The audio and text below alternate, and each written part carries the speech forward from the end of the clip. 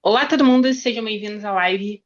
Me convença a virar libertário, David Ribeiro. Estou aqui para desafiá-lo a virar libertário. Na verdade, assim, é meio que o nome do formato, né? Um formato aí que eu estou tentando. Esse é o primeiro episódio de talvez muitos episódios que eu vou fazer, ou talvez esse seja o último, não sei. Vou testar aí para ver se vai funcionar. Vou tentar chamar aí, sei lá, um comunista também para tentar me convencer a virar comunista, sei lá, Tenho sugestões. imagina, uma pessoa para tentar me convencer a virar ateu, embora eu já seja ateu, conversar a virar ateísta, para me convencer sei lá, qualquer coisa, né? Enfim, os nomes mais interessantes aí eu tento chamar aqui do canal para tentar me convencer de diversas coisas. Mas dessa vez eu resolvi começar aí com o libertarianismo, né, com o David Ribeiro. Faz muito tempo que eu já quero chamar o David aqui para o canal, adoro o David, adoro o canal dele, adoro os formatos que ele faz. O canal dele está linkado aí no título do vídeo, né? Então é só clicar lá, David Ribeiro, se inscreve lá no canal do David e conheça o conteúdo dele. Mas bem, hoje eu tô aqui para fazer o advogado do diabo, para para tentar contestá-lo aí, contestar essa ideia. Tem uma coisa que eu acho muito legal, assim, que, que assim, eu aprendi depois que eu conheci o Popper e tal, que é, assim, embora o Popper tenha seus vários defeitos, né, eu acho que o mais legal dele é a ideia de que uma boa ideia, uma boa crença, ela sobrevive a muitas objeções, né? Não é tanto pelas confirmações que ela tem, mas mais pela ela conseguir sobreviver às críticas, né? Isso é o mais interessante nas ideias.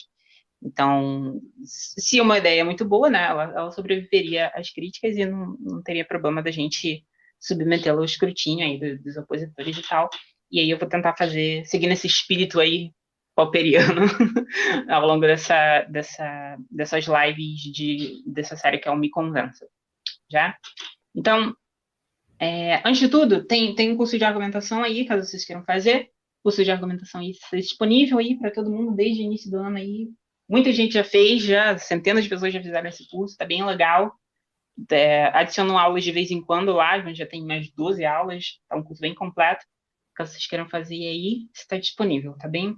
Mas bem, David, me diga, antes de tudo, eu queria começar com você me dizendo como você começou a se interessar por esse tema, né?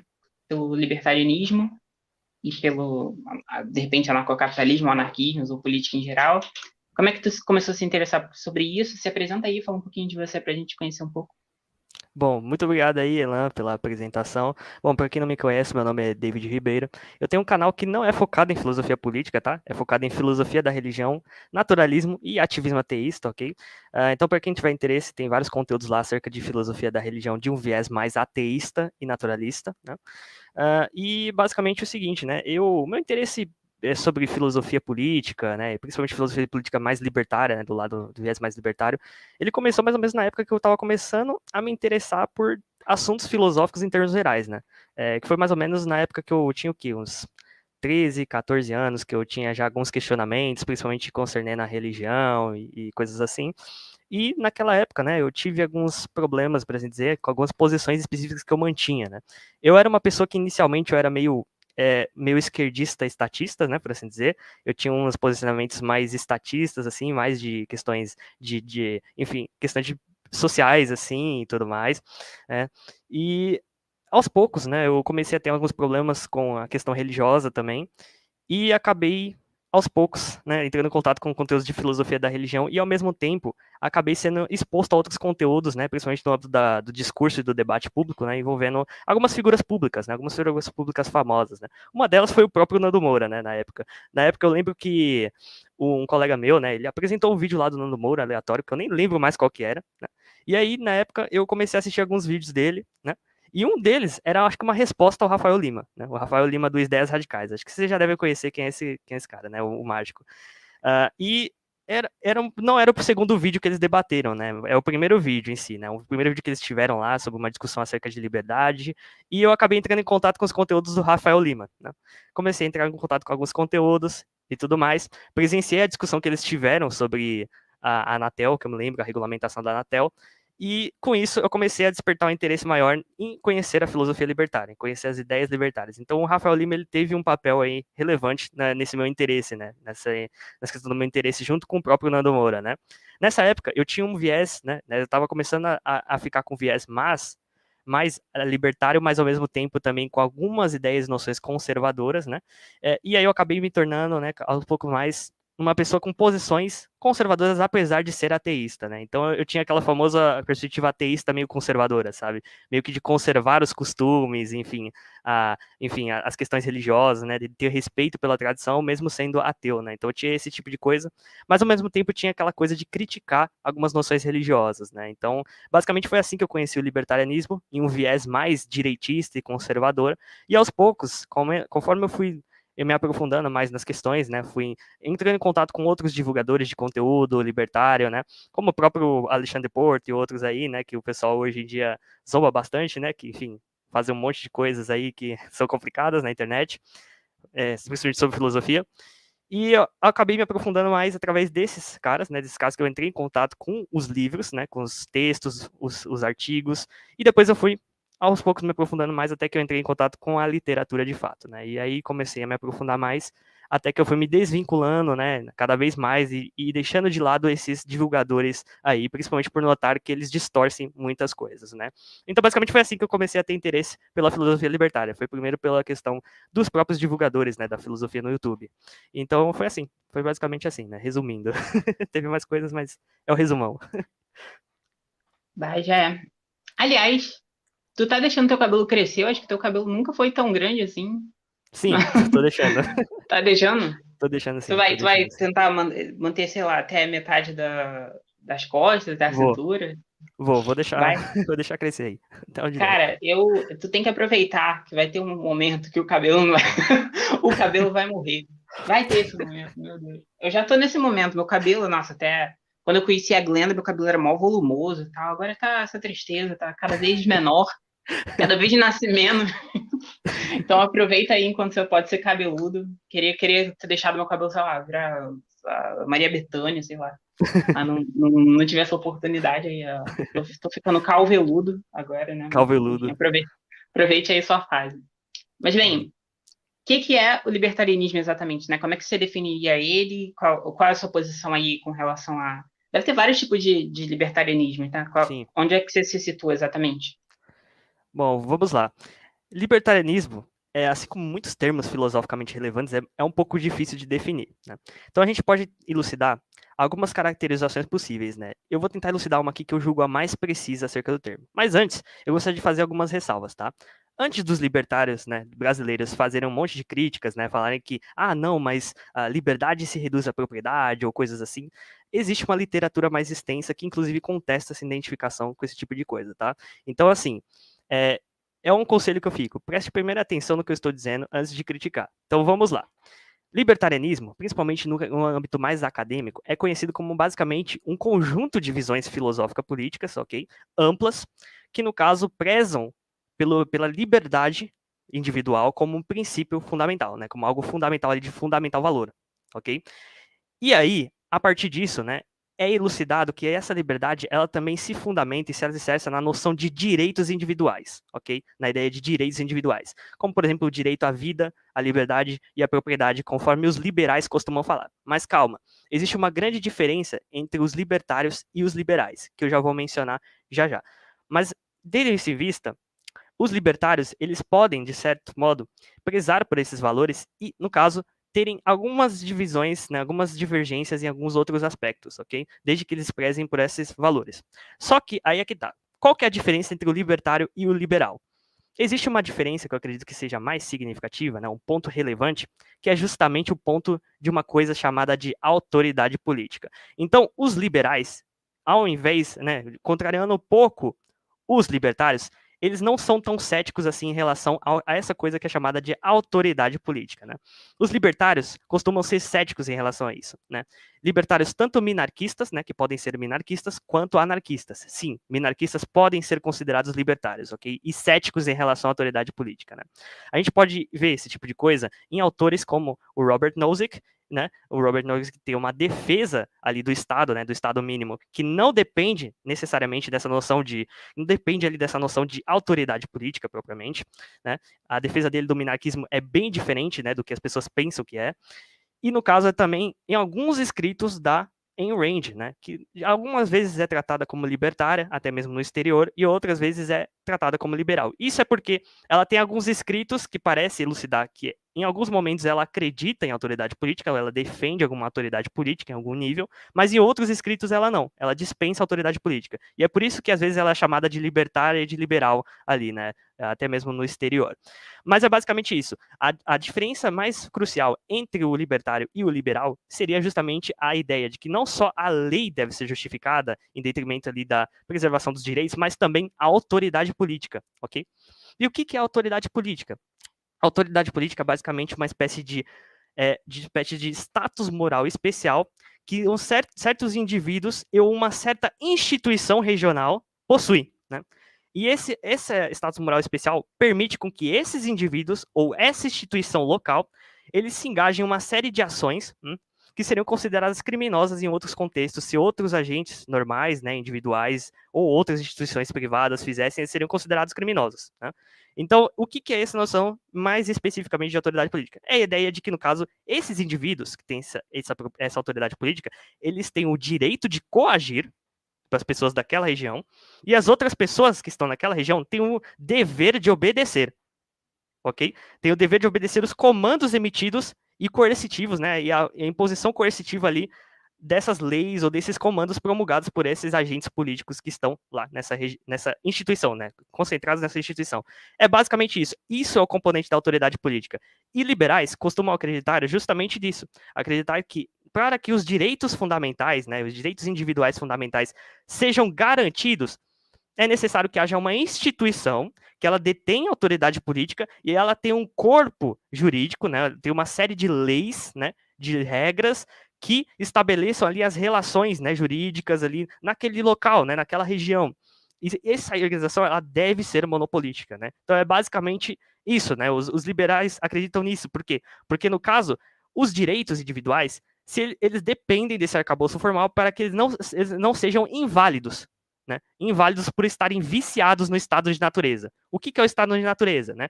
Quem aí leu Thomas Hobbes sabe o que é o estado de natureza. É basicamente o estado, né, de coisas, né, a situação onde não existe um governo instaurado, onde não existe uma instituição política centralizadora ali do poder político. Né? Esse é o estado de natureza.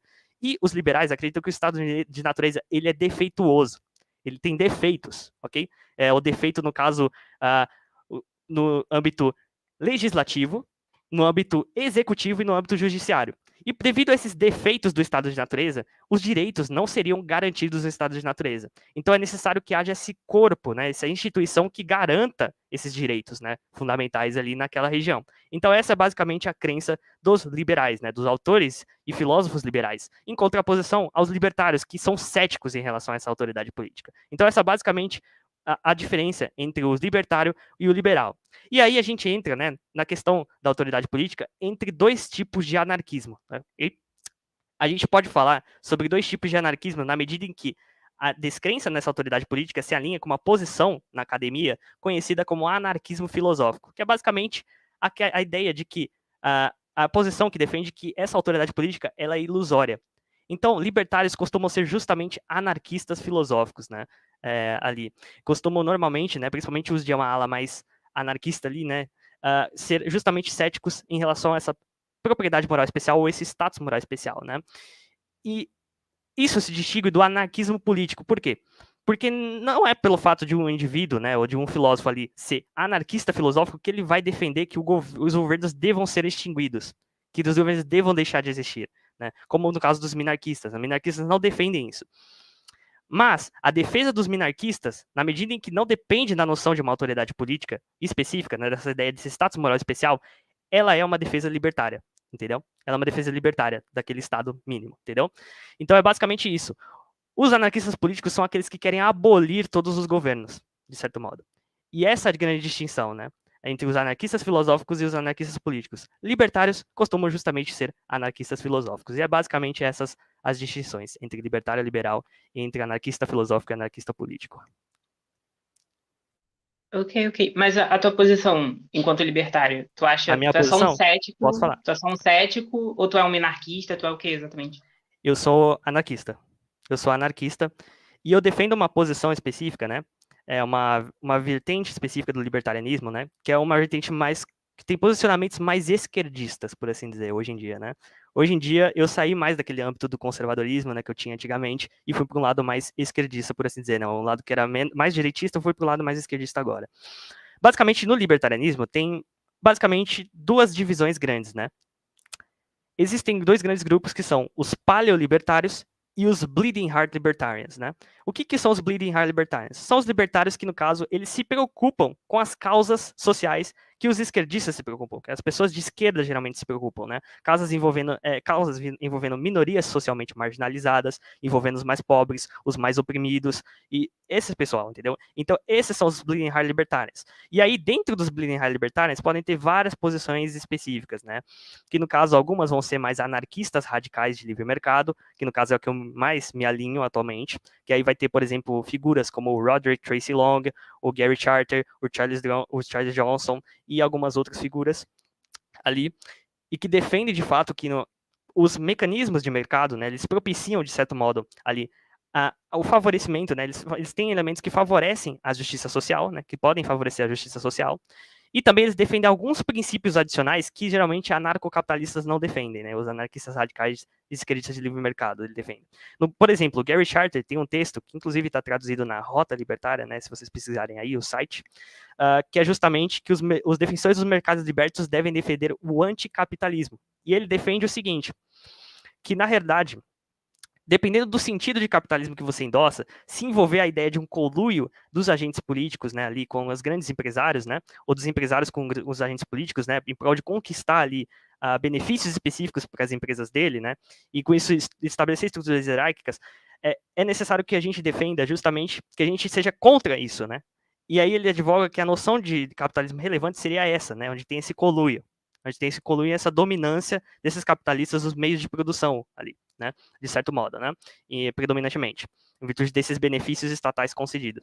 Então é basicamente isso. E eles defendem alguns princípios adicionais, como por exemplo o princípio da liberdade abrangente, que defende que não só nós devemos reagir contra as instituições hierárquicas, né, ou seja, as empresas altamente hierárquicas, etc., que no caso são estabelecidas através do meio da violência, da agressão e da coerção, mas nós também devemos adotar certas atitudes um pouco mais hostis ou mais céticas em relação às estruturas hierárquicas estabelecidas não agressivamente, ou seja, pacificamente ali, que foram estabelecidas legitimamente. Até mesmo hierarquias legítimas devem ser vistas com suspeita pelos anarquistas esquerdistas de livre mercado, como o Gary Charter, né? Então, é basicamente essa ideia da liberdade abrangente, né, do princípio que ele defende, é justamente que a gente deve prezar pela liberdade, né, de estender nossa liberdade o máximo possível que a gente conseguir, inclusive das arbitrariedades de certos donos de empresas, né, que talvez sejam donos ali de grandes empresas ou de certas firmas ali específicas, que, em virtude deles serem donos daquilo, eles se sentem ali numa posição confortável para poder abusar do trabalhador, né, para poder, enfim, estabelecer qualquer condição para o trabalhador e dane-se, né. E aí ele defende que, no caso dos libertários, né, ou pelo menos ali desse âmbito anarquista de livre mercado, eles adotem certas atitudes específicas, né, com base nesse princípio, que sejam não violentas, mas que prejudiquem em algum nível o capitalista ali, né, o dono da empresa ali, de certo modo, né. Ações não violentas como greves, enfim, retenção de certificados, enfim, e outros movimentos, né, outras questões desse tipo que podem ali gerar problemas para o empresário, né, para o grande empresário ali, para aquele dono ali daquela empresa e tudo mais, né. Então é basicamente isso. Os anarquistas que acreditam no livre mercado, eles são horizontalistas, né, são mais horizontalistas do que os anarcocapitalistas, né. Os anarcocapitalistas, no caso, eles aceitam um pouco mais facilmente hierarquias, né, e desigualdades do que simplesmente os anarquistas de livre mercado esquerdistas, né. Uns dois exemplos disso seria justamente o Michael Hilmer e o David Friedman. Eles aceitam desigualdades, né? Eles têm, inclusive, o Michael Hilmer tem um argumento em favor, né, da questão de que a igualdade não é algo que deve ser sempre prezado, né, em outros âmbitos, a não ser nos direitos, né? Então é basicamente isso, né? Então, os anarcocapitalistas geralmente aceitam essas estruturas hierárquicas, essas firmas grandes e essas imposições, né, de empresários, etc., mais tranquilamente, né, desde que seja não agressivo, né?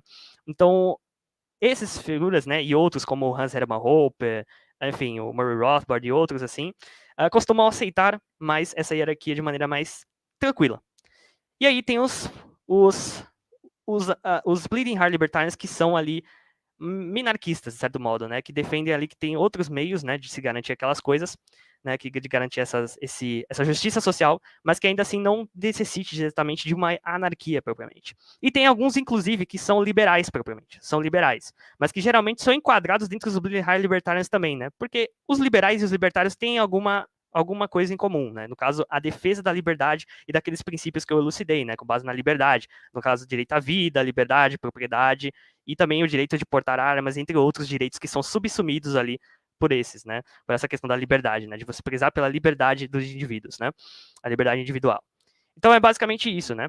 Os Bleeding Heart Libertarians, eles são esse grupo de pessoas, né? Esse grupo de libertários e também alguns liberais que são às vezes enquadrados nesse grupo, que defendem essas questões de que o mercado, por exemplo, ele consegue fornecer, né, elementos, né, ou mecanismos que favoreçam a justiça social sem a necessidade de muitas intervenções ou de nenhuma intervenção do Estado, né? Então é basicamente isso.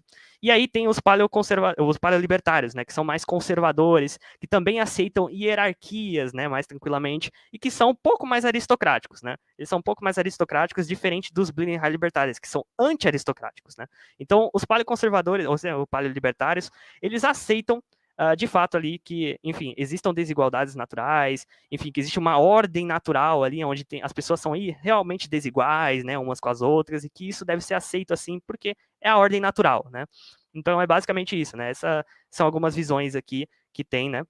O Michael Hilmer e o David Friedman, eles estariam mais ou menos no meio ali, entre os dois, sabe? Eles criticam os dois lados. Eles seriam, tipo, o centro da coisa, né? Já, por exemplo, o Hans Hermann Hoppe, o Murray Rothbard tardio, o Stefan Kinsella, o Walter Block, estariam mais próximos ali, ou mais alinhados, né? Ou até mesmo dentro do grupo dos paleolibertários.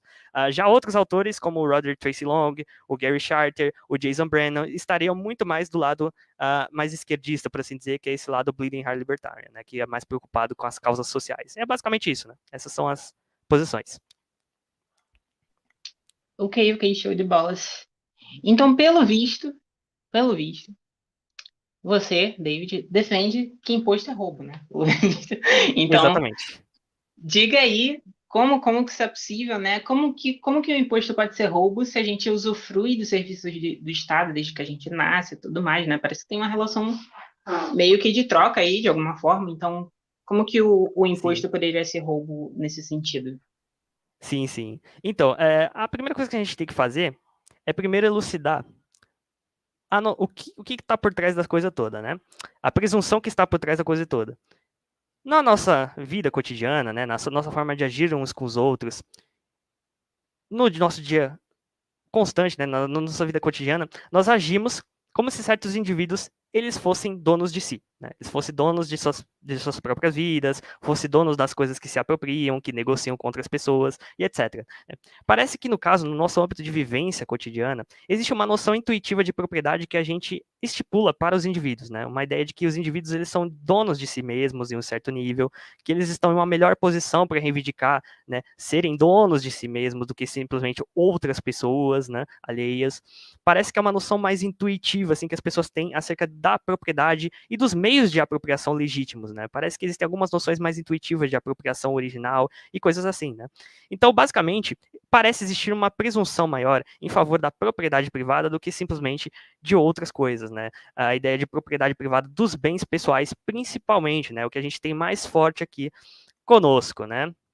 Que nós temos aqui conosco. E é interessante assim, porque parece que também as pessoas intuitivamente endossam uma noção de autoridade política também no dia a dia delas, né? Elas meio que olham o governo e meio que vão aceitando, assim, né? Quase que intuitivamente também, os governantes lá, né, e tal. E elas não questionam muito sobre isso. Mas quando você questiona essas pessoas um pouco mais, essas pessoas também possuem a intuição de que essa ideia de que existem esses governantes e que eles têm certos poderes ali, eles têm certas permissões morais ali para agirem de certas formas específicas, das quais outros indivíduos não têm, e parece que isso também gera uma intuição de que isso deve ser justificado. Então, diferente um pouco da propriedade, não é uma intuição tão basilar assim e que não demanda uma justificação adicional quanto a autoridade política. Parece que, no caso, intuitivamente, as pessoas pensam que não só existe uma autoridade política, mas essa autoridade política deve ser justificada por outros raciocínios adicionais, entendeu?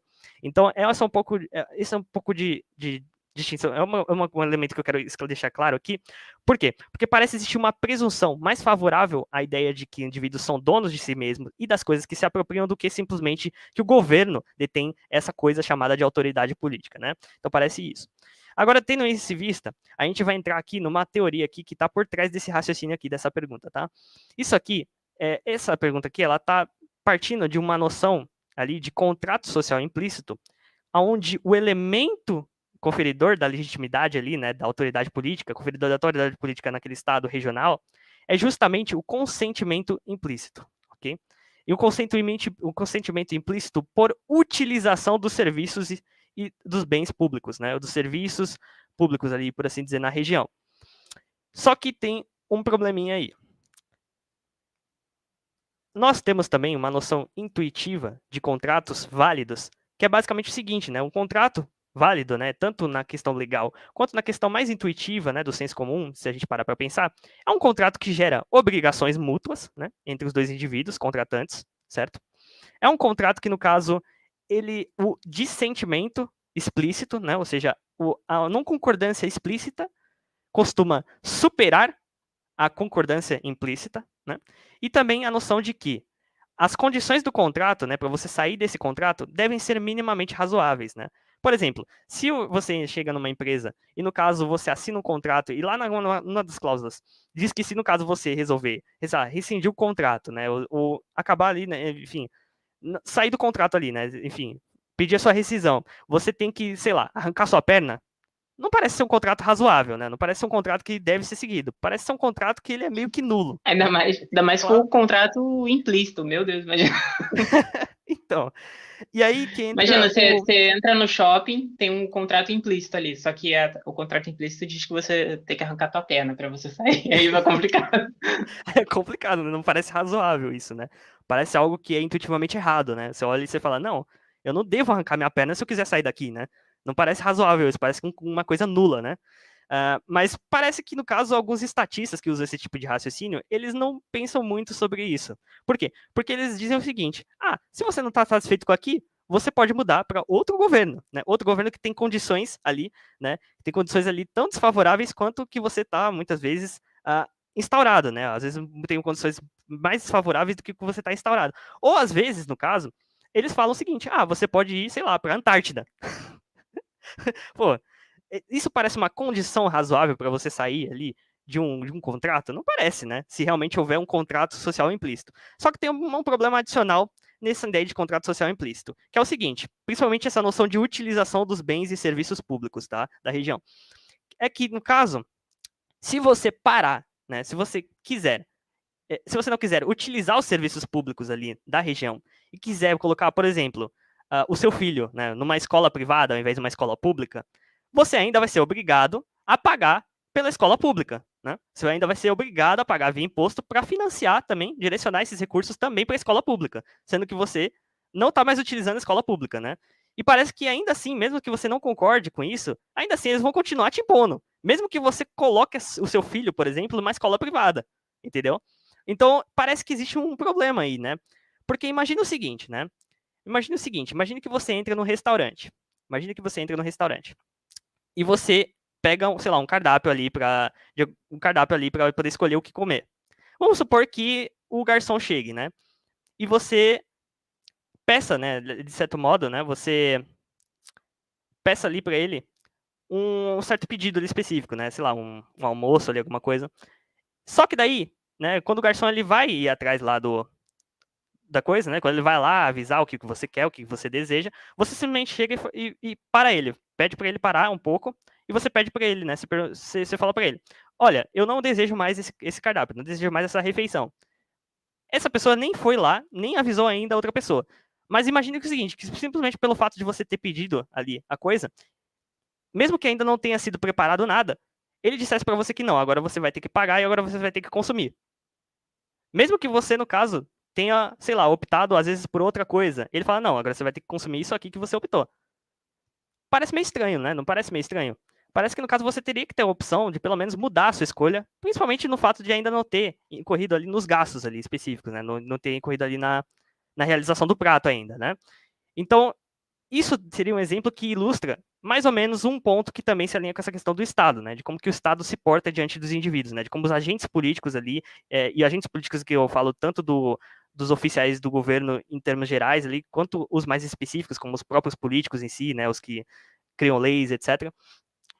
E parece o seguinte, parece que para que esse contrato social fosse válido, no caso, a negação, né, a dissensão explícita deveria invalidar o consentimento explícito, né? Parece que isso deveria ser o caso, né? Mas não é o que acontece na realidade, né? Na realidade, mesmo que você escolha não pagar por um serviço, né? Aliás, mesmo que você escolha não participar de um serviço público, né? Não colocar seu filho ali numa escola pública, você vai continuar pagando pelo ensino de outras pessoas, né? Pelo ensino de outras pessoas ali, né? Então isso parece que mina um pouco a legitimidade desse raciocínio, né? Dessa ideia de que esse contrato social implícito realmente seria um contrato social válido, né? Seria um contrato ali válido propriamente, né? Esse consentimento por utilização ali dos bens e serviços públicos. Então seria um ponto aí que eu gostaria de fazer aqui, inicialmente, contra esse raciocínio. Teria alguma objeção, alguma contraponto? Por enquanto, não. O Akira fez um ponto aqui, ó. Ele falou imposto a roubo e mais-valia. Algumas semelhanças entre essas duas teorias, já que ambas questionam em que parte do salário o trabalhador é retirada sem ter consentimento. Acho que isso que ele quis dizer. Tem relação entre essas duas coisas ou não? Eu creio que não. Eu creio que não exatamente. Porque, no caso, a questão do imposto, ela envolve justamente a violação ali, né? De uma certa noção de um direito ali que as pessoas possuem, né? Sobre os seus bens ali pessoais e também com a questão do meio de produção em si, né? Desde que adquirido legitimamente por meios legítimos ali, intuitivamente legítimos, como a questão da apropriação original ou de trocas voluntárias de direitos de propriedade sobre certos bens específicos, incluindo a questão dos meios de produção, né? Então acredito que não tenha tanta relação assim. Se tiver alguma, deve ser fraca, provavelmente, né? Eu não entendo tanto de marxismo, então por isso que eu tô também evitando de me aprofundar muito e fazer alguma comparação relevante, alguma coisa assim, né? Acho que teria outras pessoas mais qualificadas aí. Ok. Tem uma coisa que eu estava pensando, né, que é basicamente a... Bem, tem uma relação aparentemente contratual Uhum. que tem uma consequência aí, se você quer se desvencilhar do contrato, que é meio absurda, né?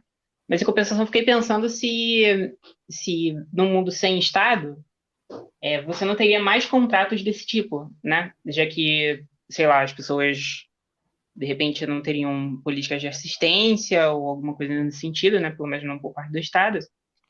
E aí elas teriam condições de trabalho piores e aí, sei lá, você ia ter que aceitar condições de trabalho absurdas, senão a outra opção é, sei lá, morrer de fome ou alguma coisa nesse sentido, né? Ou Uhum. as pessoas iam ter que acabar fazendo coisas tipo venda de órgãos ou venda de criança ou alguma coisa nesse sentido, né? Então, nesse sentido, o Estado não, a ausência do Estado não acabaria proliferando mais contratos abusivos, digamos assim, do que no mundo com o Estado, né? Que aí é só um contrato abusivo e pelo menos as coisas não estão tão ruins, né? O que tu acha?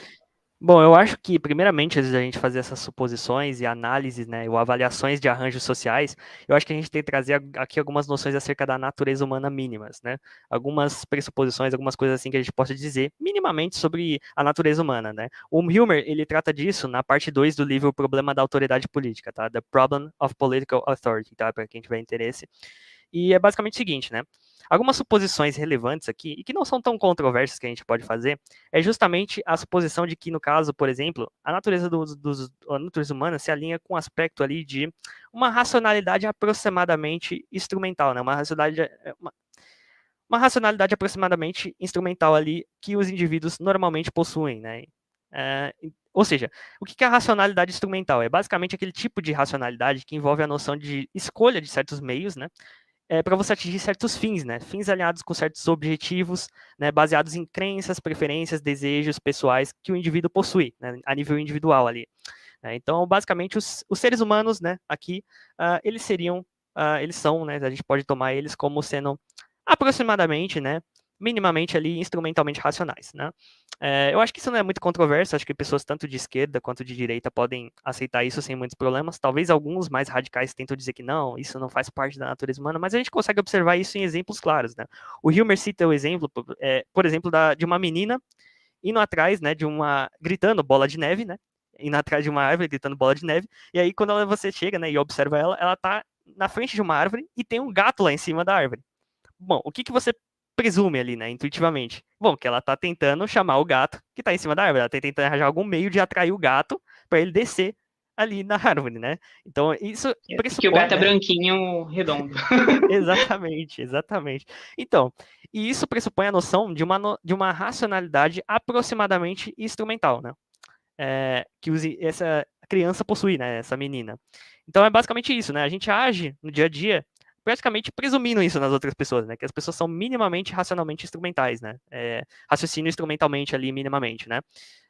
Então essa é uma das pressuposições. Uma outra pressuposição é que os indivíduos, né, eles costumam conhecer bem o seu ambiente, né, ali pelo menos nos termos em que forem favoráveis às suas ações ali, né, em detrimento dos fins que eles almejam alcançar, né? Ou seja, quando eles têm um fim estabelecido ali naquele ambiente e eles querem atingir ele da melhor maneira possível, né? Eles querem achar o melhor meio para atingir aquele, eles vão ter, né, incentivos ali para adquirir informações relevantes do ambiente para poder agirem com base nessa informação, né, de forma mais eficiente possível, de acordo com a ótica individual deles. Então, essa é uma outra pressuposição, né, uma presunção assim uma presunção mínima da natureza humana que a gente pode fazer. E a terceira presunção, né, mínima da natureza humana é que os seres humanos são relativamente, minimamente egoístas, né? Eles agem muitas vezes baseados no auto-interesse, né? Prezando ali pelos melhores fins, né, pelos melhores meios que vão alcançar seus fins pessoais, individuais ali, sem dar tanta atenção assim para outros indivíduos, né? Então, basicamente, tendo em vista isso, nós podemos fazer uma análise aqui de qual arranjo social melhor acomodaria e daria mais incentivos para as pessoas terem relações ali específicas mais benéficas em termos mais gerais, né? Que fossem benéficas em termos totais. Parece que é o seguinte, que um arranjo ali de mercado, né? Ele favoreceria certos incentivos e certas simetrias específicas ali, né? De poder, pelo menos ali, econômico, não no nível individual ali específico, mas no nível total ali, na medida em que os indivíduos, quando agem individualmente, né, eles têm que considerar também as reações possíveis e as formas como os outros indivíduos vão vê-los, né, irão vê-los ali, né, de certo modo, né, no âmbito socialmente mais amplo. Então, isso seria justamente melhor acomodado, eu acredito, nesse arranjo mais anarcocapitalista ou anarquista de livre mercado, né, na medida em que ele propicia esse framework, né, esse arcabouço, na onde esses indivíduos eles de fato têm que analisar, né, e eles têm mais chances, né, de incorrerem em certos riscos específicos maiores, né, nesse âmbito de mercado do que simplesmente, né, no âmbito ali estatal, né, onde tem o Estado ali para muitas vezes isentar os certos indivíduos de prejuízo, né, ou de custos específicos aliados com ações específicas não benéficas ali para outros indivíduos, né. Então teria a questão também de como essa pessoa também é vista na sociedade em termos de reputação, né? Empresas que, no caso, fornecessem contratos abusivos, né? Empresários que quisessem fornecer contratos abusivos, provavelmente não seriam tão bem vistos assim pelo âmbito socialmente mais amplo, né? As pessoas provavelmente veriam esse tipo de situação ali como algo realmente degradante, né? Como algo ali que realmente é complicado, né? E provavelmente elas optariam por outras empresas que fornecessem, né, contratos ali mais vantajosos e que eles dariam mais benefícios para eles ao invés daquelas outras empresas, né?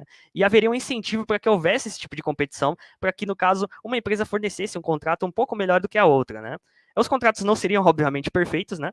Muito provavelmente haveria gradações ali ou períodos em que no caso a média geral ali, né, da forma como os contratos são estabelecidos ali, né, a maneira como os contratos são estabelecidos ali no aspecto mediano ali, provavelmente ele seria um pouco inferior inicialmente, né, isso presumindo a questão da transição, né, de um Estado para uma anarquia, né, nesse caso, uma anarquia de livre mercado, mas eu acredito que ao longo do tempo, essas condições teriam, elas se aperfeiçoariam, né, e os contratos melhorariam ali ao longo do tempo, por conta dos incentivos do próprio arranjo social, O arranjo social competitivo gera mais incentivos para que essas empresas forneçam certos contratos ali um pouco mais justos do que outras, né? Sob pena de ficarem com uma reputação ali mais manchada e de não atrair trabalhadores muito dedicados ali para a empresa delas, né?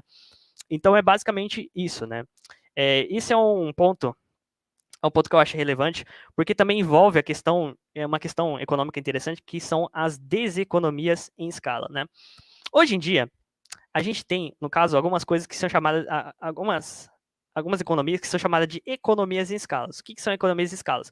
É basicamente quando as empresas, né, elas têm certos custos fixos específicos, né, padronizados ali, e elas, no caso, elas tentam ampliar a sua produção, justamente para aumentar a eficiência ali, e aumentar a produtividade ali com os mesmos, lidando ali, né, de uma maneira mais lucrativa com a questão, inclusive, dos custos fixos estabelecidos, né.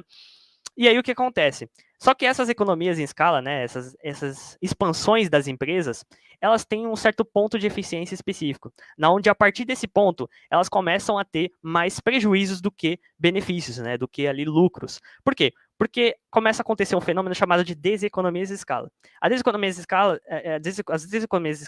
em escala ocorrem quando a empresa, né, ela atinge um determinado tamanho específico ali de produção, né, onde ela tentou reduzir o máximo possível dos custos e aumentou a eficiência ali o máximo possível, né, e a produtividade ali o máximo possível, mas aí ela começa a ter problemas com outros custos envolvendo custos de transação e custos de informação. O que são esses custos de informação? É custos de informação aliado com a burocracia, principalmente, e com alguns acontecimentos, né, locais ali na fábrica, né? Vamos supor aqui que começa a acontecer algum problema em algumas máquinas muito específicas ali, em setores ali que aparentemente são muito irrelevantes ali naquele momento, né? Ok, isso pode gerar alguns custos específicos que são imperceptíveis ali de momento, mas conforme a empresa ela vai se tornando cada vez mais hierárquica, os caras, né, as pessoas, os coordenadores ou administradores que ficam lá no topo, ficam cada vez mais alienados do que está acontecendo no piso da fábrica, né, no chão da fábrica, né, e justamente por estarem muito distantes ali do que está acontecendo. Então, é necessário que exista um feedback ali informacional do que está acontecendo na fábrica para o cara que está lá em cima, né? O cara que está lá em cima, na coordenação. Só que isso se torna mais difícil numa estrutura muito hierárquica, né? E aí essas empresas começam a ter esses prejuízos, o que faz com que elas, aos poucos, tenham mais prejuízos em aumentar ali o seu tamanho, né? Em tentar aumentar a sua eficiência, ali, aumentar a sua produção ali e reduzir os custos de produção ali, porque ela começa a ter custos em outros âmbitos, como da informação, né? Ou até mesmo de transação.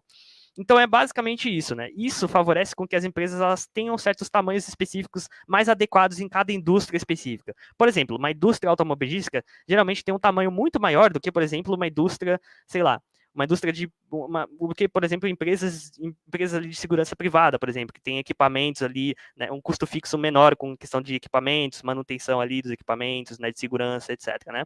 Então é basicamente isso, né? E qual que é a única maneira, né, realmente eficiente de continuar expandindo os seus negócios e ainda assim, mesmo com essa economia com essas deseconomias de escala acontecendo na sua empresa, é através da utilização do arcabouço do Estado, através da recorrência do Estado, que é possível você continuar expandindo os seus negócios mesmo com uma deseconomia em escala. Então, eu acredito que isso também Eu favoreça a pensei estruturação. que eu pensei que dava para fazer, em vez de monopólio, né, nesse caso, dava para Uhum. fazer oligopólios, né? No caso, então, Sim, mas os meio que uma divisão oligopólios. de tarefas. Então, mas os oligopólios geralmente eles são muito mais favoráveis, né, quando tem o Estado no meio, entendeu? Geralmente eles são mais favoráveis quando tem um lobby ali, principalmente, ou alguma coisa assim, com auxílio de agentes políticos, né? A gente tem isso como exemplo na própria época do Roosevelt, né? Do próprio caso do Roosevelt tem alguns exemplos de lobbies específicos, né? Mas, enfim, o que nós temos que ter em mente aqui? Que no caso, empresas altamente hierárquicas também, na medida que elas se tornam cada vez mais hierárquicas, elas também se tornam, elas podem, né, elas podem ter um certo poder ali econômico, né, que favorecem elas a serem mais abusivas do que outras, né. Então é justamente isso, né. No âmbito ali onde não existe competição e onde tem empresas muito grandes, né, que no caso seria como a que ocorre em alguns setores aqui, como nós temos, né, com a questão do Estado atualmente, isso favorece justamente a esses contratos mais abusivos, né. Favorece justamente os contratos mais abusivos, enquanto no cenário de livre mercado provavelmente haveria mais competição e isso favoreceria uma uma adequação dos contratos ali cada vez mais favoráveis ali a ambas as partes ao longo do tempo, né? Lógico, não seria perfeito, provavelmente teria algumas empresas que seriam injustas, né, que estabeleceram contratos ali um pouco mais abusivos ou coisas assim, mas é provável, né, dentro desse arranjo social que tem os incentivos mais adequados, eu acredito, que comportem melhor essa natureza humana, né, dessas formas mínimas, né, com essas noções mínimas que a gente supôs acerca da natureza humana, que ela comporte justamente essas falhas, né, esses defeitos da natureza humana aí, de forma mais harmoniosa, né, gerando uns incentivos para que isso seja corrigido ao longo do tempo. Então é basicamente isso, né, meu ponto por enquanto é isso. Ok, ok. Tem outras objeções que eu queria fazer, mas antes eu queria perguntar a pergunta aqui do Gamer Zero. Ele falou: a grande questão é a seguinte: imagina que eu tenho uma empresa de grande porte ao lado de uma fonte de água que abastecesse várias cidades e eu começo a poluir essa água. Como eu seria punido, né? Então, como é que a gente faz? Assim, eu imagino que, vai, de repente um monopólio, uma Coca-Cola, seria Hum. difícil de existir num mundo desses. Mas ainda assim poderiam existir poderosos, né? Pessoas muito poderosas, Uhum, pessoas uhum. que detêm muito capital, alguma coisa nesse sentido, ou pessoas que não são tão poderosas em termos de financeiros, mas elas têm, sei lá, bomba atômica, têm os recursos de Eu plutônio, sei lá, penso, alguma coisa nesse sentido. eu penso como Então, Hilmer que como é que a bombas, gente poderia punir esses poderosos sem a presença de um Estado aí? eu penso provavelmente que, no caso das bombas atômicas, provavelmente seriam proibidas no cenário como esse, né? O Hilmer tem esse ponto também, né? De que, no caso, esse tipo de coisa provavelmente não seria tolerado por gerar uma ameaça ali, né? Constante ali para as pessoas na região, né? Enfim, se acontecesse alguma coisa ali, né? Poderia explodir, detonar todo mundo ali, já era, né? Então, muito provavelmente Ah, haveria incentivo para só, ser contido esse só tipo a de coisa. existência já seria um problema, né? Já Da seria um bomba atômica. problema ali na região, né? E eu tendo a concordar com ele nesse ponto, tá? Provavelmente isso daí seria reprimido ali pelas pessoas ali na região, pelas agências de proteção privada ali, e as organizações ali, né? As associações de proprietários regionais que o Hilmer se refere, por exemplo, provavelmente dariam conta disso, né? Não deixariam esse tipo de coisa se instaurar ali na região, por causa desse risco muito grande, né? Desse risco muito grande para várias pessoas ali na região, né? Então, provavelmente isso aconteceria. Agora, sobre essa questão da poluição da Ah, água, pera. Só tem pode uma falar. questão, ó, lembrei agora do Lex Luthor. Lex Luthor fingia que estava fazendo uma empresa de energia nuclear, ele fingia que estava fazendo um negócio de energia nuclear, e só o Superman conseguiu saber depois que, na verdade, era uma bomba atômica que ele estava plantando embaixo da cidade. E aí, como é que não poderia haver esse tipo de coisa também, né? Da manipulação de informação e tudo mais, e a pessoa ter esse tipo de coisa, né? Eu acho que seria mais fácil de existir isso no mundo sem um agente fiscalizador ali, né? Tipo, o Estado, alguma coisa assim. Até porque para você entrar na empresa da pessoa, você teria que ter permissão e tudo mais, enfim. Você está falando o quê? Sobre a pessoa desenvolver isso de maneira Ou de maneira cuidadosa? clandestina, ou ela fingir que o projeto é para uma coisa, na verdade é para outra, né? No caso da bomba atômica, ela tem mecanismos muito parecidos com a da criação de uma usina nuclear, né, de energia nuclear. Então, de repente, aí seria o caso de proibir também a energia nuclear? Ou o que você acha que aconteceria? Hum, eu acredito que no caso haveriam incentivos para que houvessem ali, né, uma fiscalização ali das próprias, uma exigência de fiscalização ali com as próprias associações de proprietários regionais ali locais. Eu acredito que as associações de proprietários regionais exerceriam um papel ali de contratar uma agência ali de fiscalização local e que, portanto, ela exerceria esse papel de fiscalizar, né, essas instituições, essas coisas. E as pessoas que se recusassem a fazer isso, né, a deixarem com essas empresas entrassem para fiscalizar isso, muito provavelmente seriam listadas ali, né, colocadas em certas listas específicas, e muito provavelmente outras pessoas ali naquela região, principalmente envolvendo essa associação de propriedades regionais, começariam ali a não fornecer serviços para ela daquela forma, né, justamente para ela não deixar outras pessoas, né, ou, enfim, a agência de regulação ali, né, privada ali, entrar para poder fiscalizar, né, de fiscalização ali, entrar para fiscalizar. Provavelmente algo desse tipo existiria, né, para evitar esse tipo de situação. Mas enfim, respondendo aqui a questão do rapaz, né, o Gamer Zero. O que ele está falando aqui é basicamente uma externalidade negativa gerada pela poluição ali no rio local, né? Onde a externalidade negativa é basicamente quando você, fazendo um ato ali específico com a sua propriedade, acaba gerando um problema para outras propriedades, né? Gerando ali uma poluição em outras propriedades e tudo mais, né? Bom, isso daí seria resolvido através justamente do próprio sistema de arbitragem ali, né, de justiça, que no caso poderia ser recorrido ali para que fosse realizado ali, né, a disputa jurídica específica relacionada a esse caso, né, através de uma arbitragem privada ali concordada entre os indivíduos.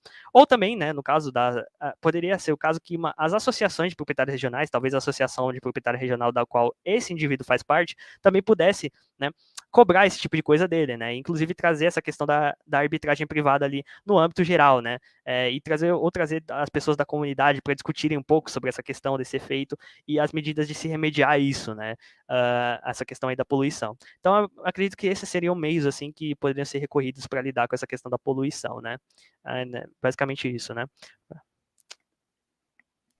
Ok. Tem uma questão que eu queria te fazer, eu acabei até escrevendo aqui para ficar mais fácil para tu. Cadê? Pode mandar. Deixa aparecer no stream. Peraí. Bem, a questão é a seguinte. Considerando que a informação, né, pode ser manipulada, porque você estava antes falando da racionalidade, né, do papel da racionalidade. Uhum. Que a gente é racional, e eu achei um ponto muito importante, você falou, não que a gente age em prol da verdade, ou alguma coisa assim, ou do melhor arranjo social, mas você falou que a gente age em prol das informações que são disponibilizadas para a gente. Né, que é um ponto muito importante, né? Não necessariamente a gente age conforme não foi a exatamente isso. verdade. Não foi exatamente isso. Eu Não, disse que explica aí. as pessoas agem com base em certos objetivos pessoais, individuais, com base em crenças, desejos e, enfim, preferências que elas possuem individualmente. Em grande parte do tempo elas agem assim e agem utilizando meios, né, os melhores meios que elas acham, né, que elas verificam, né, com base nas informações que elas têm disponíveis, para poder alcançar esses fins delas, né, esses fins delas. E elas têm um interesse ativo em virtude disso, né, de alcançar esses fins, elas têm um interesse mais ativo de propagar, né, de procurar informações mais precisas no ambiente que elas estão inseridas para poder alcançar os fins delas, né? Que favoreça elas alcançarem os fins delas de forma mais eficiente, né? Favorece elas ter os meios adequados para alcançar mais eficientemente os fins delas.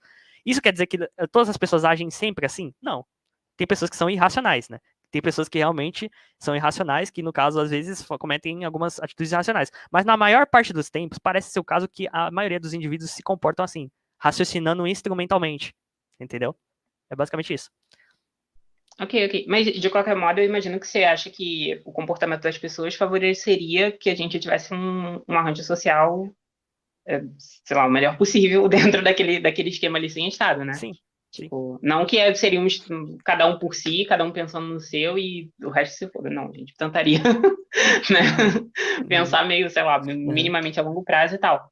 Mas a questão é que a informação, né, pelo menos como a gente tem hoje em dia, talvez desde sempre, mas como a gente tem hoje em dia principalmente, ela é manipulada por determinadas empresas, né? Não necessariamente essas Sim. empresas, ela tem um interesse de, sei lá, fazer com que as pessoas fiquem mais ignorantes ou algo assim.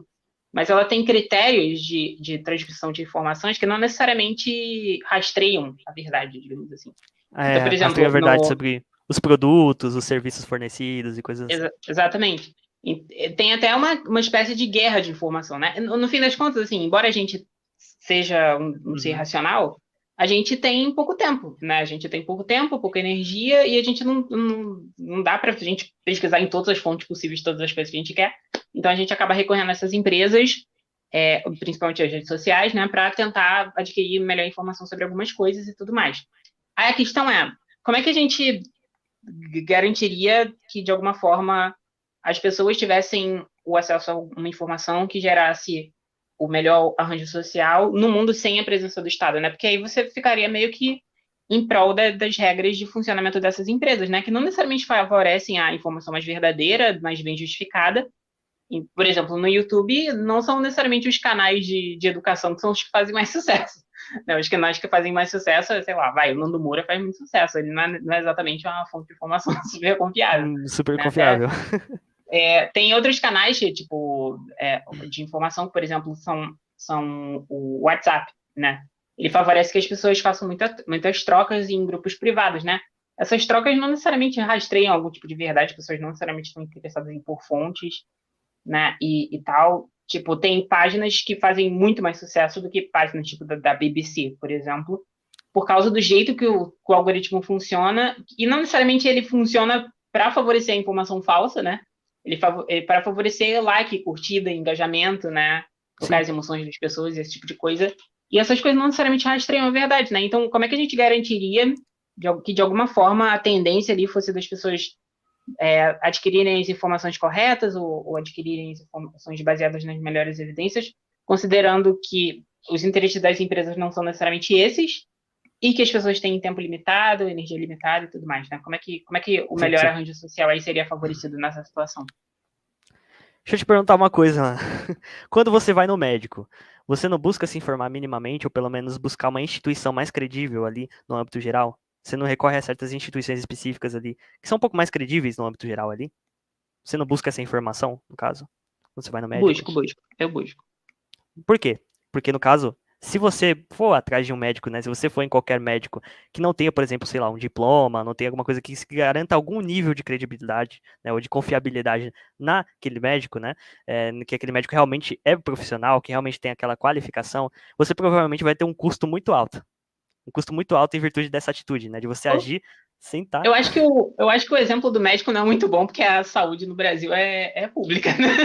Então já É, tem um benefício aí. Acho que teria que usar outro exemplo nesse caso. não, eu acho que é assim. É porque assim, tem o outro sistema, mas vamos lá. Tem sistemas de saúde privados e públicos, não tem? Aqui no Brasil, certo? Tem, sim, com certeza. Mas No os, caso, a os forma de privados estão competindo atendimento, com os públicos, certo? né? Exatamente. A forma como o atendimento privado é feito, geralmente não é um pouco mais superior do que simplesmente a forma do atendimento público? É bem parecido, né?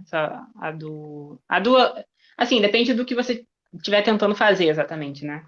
Mas eles são parecidos, Mas se a gente eu for fazer acho. uma comparação geral, geralmente os atendimentos privados geralmente costumam fornecer algumas coisas a mais, né? Dar um pouco mais de atenção para as pessoas que estão lá, geralmente.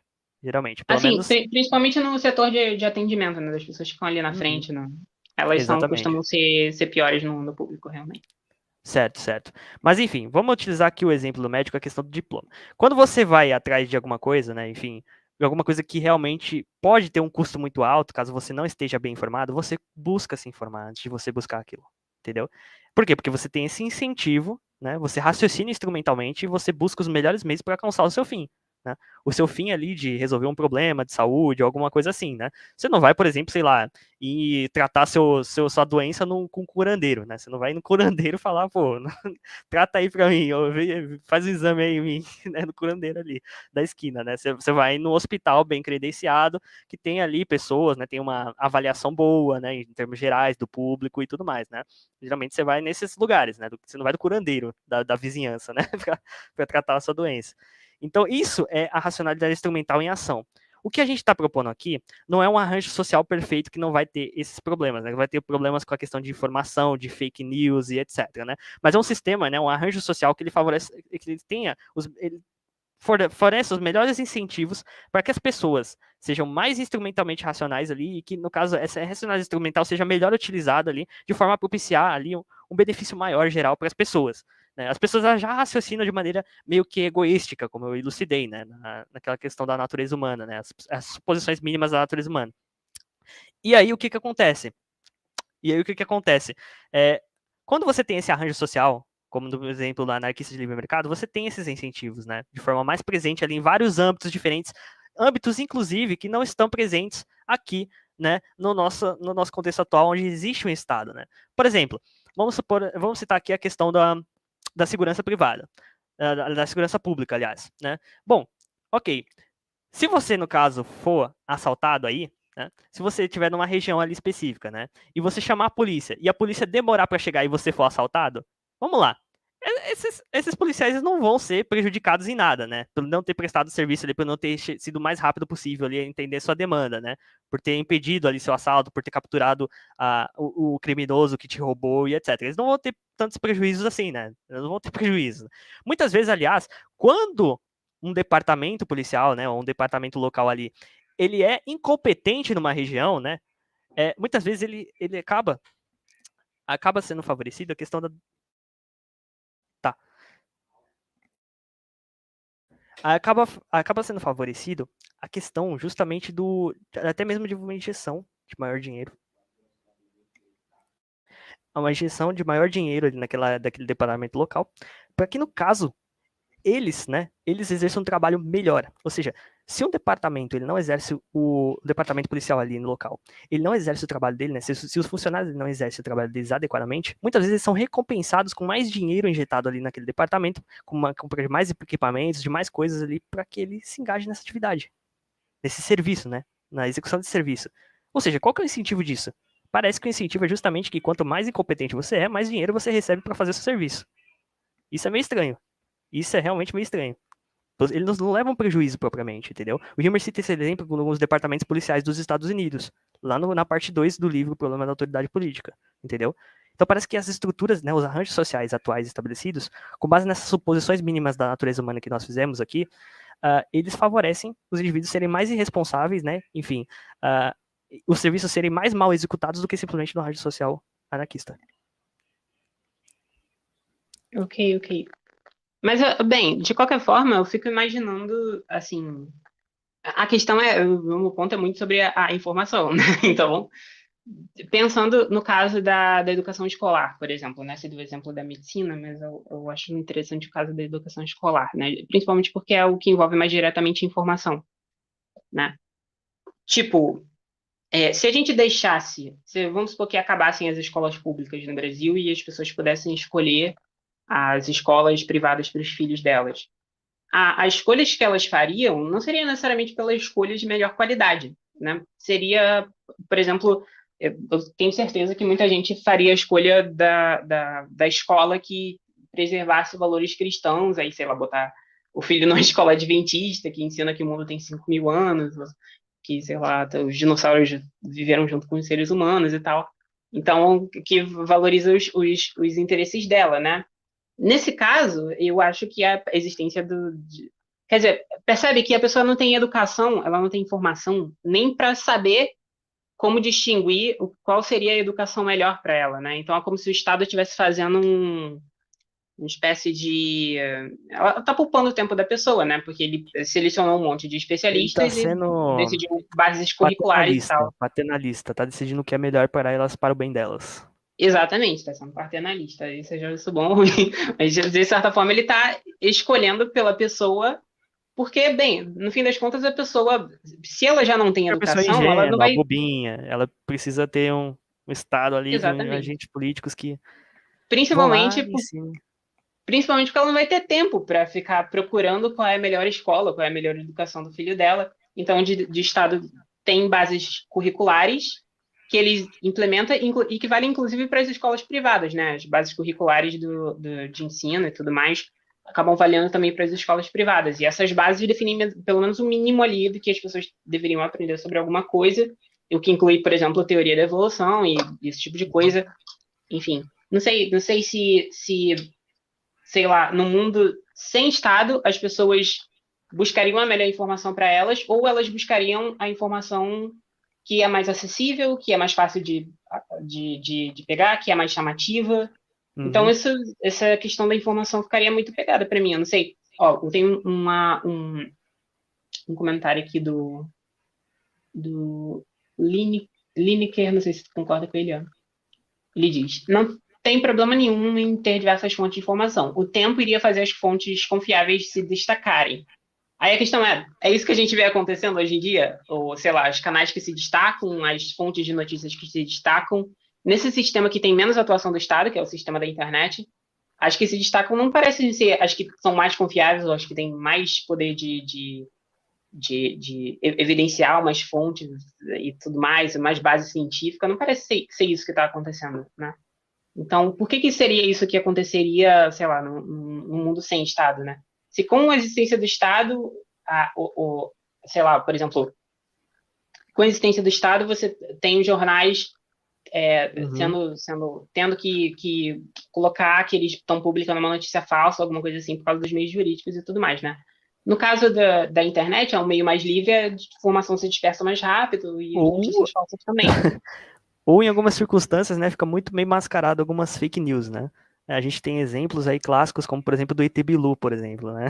Coisas assim que eles se inventam justamente Horror, para e que as pois pessoas, né? é. Justamente para que as pessoas, enfim, sejam literalmente ali, e eles consigam audiência a todo custo, né? Inclusive, o Hilmer, ele tem na parte 2 do livro dele, que trata dessas questões, né, mais aí, de como seria uma sociedade anárquica, ele cita o exemplo ele cita o ponto de que, no caso, muitas vezes a mídia ela acaba sendo cão do Estado, né? Acaba sendo cão ali dos governantes que estão estabelecidos ali naquela região, né? Então a formação acaba muitas vezes ficando justamente enviesada para aqueles governantes que estão ali que, exercendo poder naquele momento, né? E acabam as informações que podem ser circuladas ali no âmbito da mídia mais mainstream, por assim, acabam sendo mais controladas, né, mais manipuladas ali para o âmbito do favorecimento do governo específico e até da ocultação de algumas coisas específicas, né? Por exemplo, escândalos ali mais gerais, né, mais amplos ali, geralmente são divulgados mais facilmente, mas pode ser que alguns escândalos mais específicos, né, que envolvam ali coisas um pouco mais graves, né, um pouco mais ali abaixo da coisa, né, abaixo da visão dos jornalistas ou coisas assim, eles sejam, né, por mais que seja descoberto por um jornalista ali daquele âmbito mainstream, eles muitas vezes podem ser até mesmo ameaçados ou coisas assim, né, enfim. Pode ter ameaça também de corte de verbas, né, ali às vezes o governo fornece algumas verbas ali públicas ali para poder injetar ali, né, numa mídia pública, né, uma mídia mainstream ou algo assim. E isso acaba favorecendo eles a se tornarem cada vez mais adestrados, né, ser o cão do Estado, né, o cão do governo. Então isso é algo muito complicado, né? Outra coisa importante é que o ponto que você falou é muito importante sobre a questão das fake news, enfim, a questão também de, tipo, a questão das vacinas, né, que a gente viu muita fake news sobre vacina na internet, né, a gente viu, por exemplo, a galera bolsonarista, né, publicando um monte de coisas, enfim, o Bolsonaro também fazendo discurso ali anti-vacina, né, anti-vax ali, e isso acabou influenciando muitas pessoas, né, de certo modo, ali, a não se vacinarem, né? E existem alguns canais meio que underground, assim, os canais meio aí nos cantos da internet que são anti-vacina, né, em termos gerais, e aí acabam influenciando outras pessoas, né, outras pessoas inocentes ali, pessoas que, enfim, não têm muita informação, né, que também não têm tempo para pesquisar, ou que são facilmente convencidas ali, né, enfim, são facilmente levadas pela emoção ali, né, e acabam endossando as ideias ali e agindo com base nessas ideias de maneiras nocivas. Só que aí que tá. Qual que é a solução que a gente propõe? A regulação dessas informações. Ou seja, a gente vai ter uma espécie de órgão ali que vai ser responsável por atestar, né? Ou de certas agências específicas de checagem que vai ser responsável por atestar o que é verdadeiro e o que é falso. Mas aí que tá. Tem aquela coisa. Quem vigia o vigilante, né? É complicado. Ok, tudo bem. Elas podem ajudar em alguns momentos, realmente fornecendo cheques ali precisos de que algumas coisas são realmente fake news e outras não são. Isso pode funcionar ali, mas também pode favorecer um grupo de interesses específicos, né, grupos de interesses específicos ideológicos de censurar a informação que às vezes é relevante para o ponto, mas que são consideradas fake news ali, jogadas no escanteio junto com as outras notícias, né, as notícias falsas, mas não são fake news. Né? Pode ser que isso aconteça também, né? E acontece muitas vezes também, às vezes, em outros lugares, né, outros países aí que tem, às vezes, essa questão de regulação forte da mídia, né, dos meios de comunicação. O Hilmer ele tem um ponto, né, que ele ilustra em uma live que ele está tendo com libertários de Israel, né, libertários israelenses, né. Ele tem uma live lá que eu até compartilhei no meu canal, quando eu fiz lá no post de comunidade, né, quem tiver interesse é só dar uma descida lá, vai ver a live do Hilmer com o pessoal estrangeiro, quem souber inglês. E lá fazem esse ponto do paternalismo, né, do raciocínio paternalista, né, de que muitos estatistas, né, tem estatistas aí que têm essa mentalidade paternalista, de que no caso certas ideias, né, devem ser censuradas justamente por serem nocivas o suficiente e pelas pessoas serem ingênuas ao ponto de acreditarem facilmente nessas ideias nocivas, né. E isso é algo tido, né, por algumas pessoas como moralmente aceitável, né? Você ir lá e censurar discurso anti-vacina, você ir lá e censurar discurso, sei lá, negacionista científico em alguma área específica, ou alguma coisa assim, justamente para o bem das pessoas que estão ouvindo, né? Não porque você quer censurar o cara que tá falando, né, o cara idiota lá que tá falando, mas sim porque você quer impedir que pessoas inocentes acreditem no discurso desse cara, né? Só que aí tem um problema. Ok, O único meio eficaz da gente fazer isso é dando controle absoluto aos meios de comunicação para o governo. Por quê? Porque caso você tenha um controle relativo, né, caso o governo tenha um controle relativo desses meios de comunicação, o que vai acontecer? Vai começar a surgir mídias alternativas ali no âmbito fora do mainstream, né, nos cantos da internet, enfim, nos lugares assim, menos populares, assim, menos conhecidos, e aí vão começar a se proliferar várias mídias alternativas, né, vários meios de comunicação alternativos, e eles vão começar a propagar essas informações, né, ou coisas assim, né, e isso não vai ser tão efetivo assim, se tiver um controle meramente relativo. Agora, se você tiver um controle absoluto, se você fiscalizar, você analisar cada informação passada, ali se tiver uma pessoa, tipo, olhando, observando tudo, né, e censurando ali o que for realmente nocivo, você vai ter como fazer isso de forma eficiente. Só que aí que tem o problema. Como que a gente vai confiar nesses agentes que estão fiscalizando, né? Como que a gente vai confiar que eles não vão ser tendenciosos em algum momento e censurar a informação que realmente é verdadeira e relevante no meio desse processo? É algo complicado, entendeu? É realmente um problema. Então tem esse problema aí também para esse raciocínio mais paternalista aí, em termos de censura nos meios de comunicação, né? Em meio enfim, de checagem, né? De agentes de checagem, coisas assim nesse âmbito, né? Porque às vezes pode ser que informações que são verdadeiras, mas que são contra, sei lá, o governo ou contra grupos ideológicos específicos, seja também censurada no meio desse processo, entendeu? Então isso é meio complicado, entendeu? Para essa questão. Agora, sobre o ponto que você tinha falado sobre o ensino de criacionismo nas escolas privadas e coisas assim. Realmente, isso é um outro problema, tá?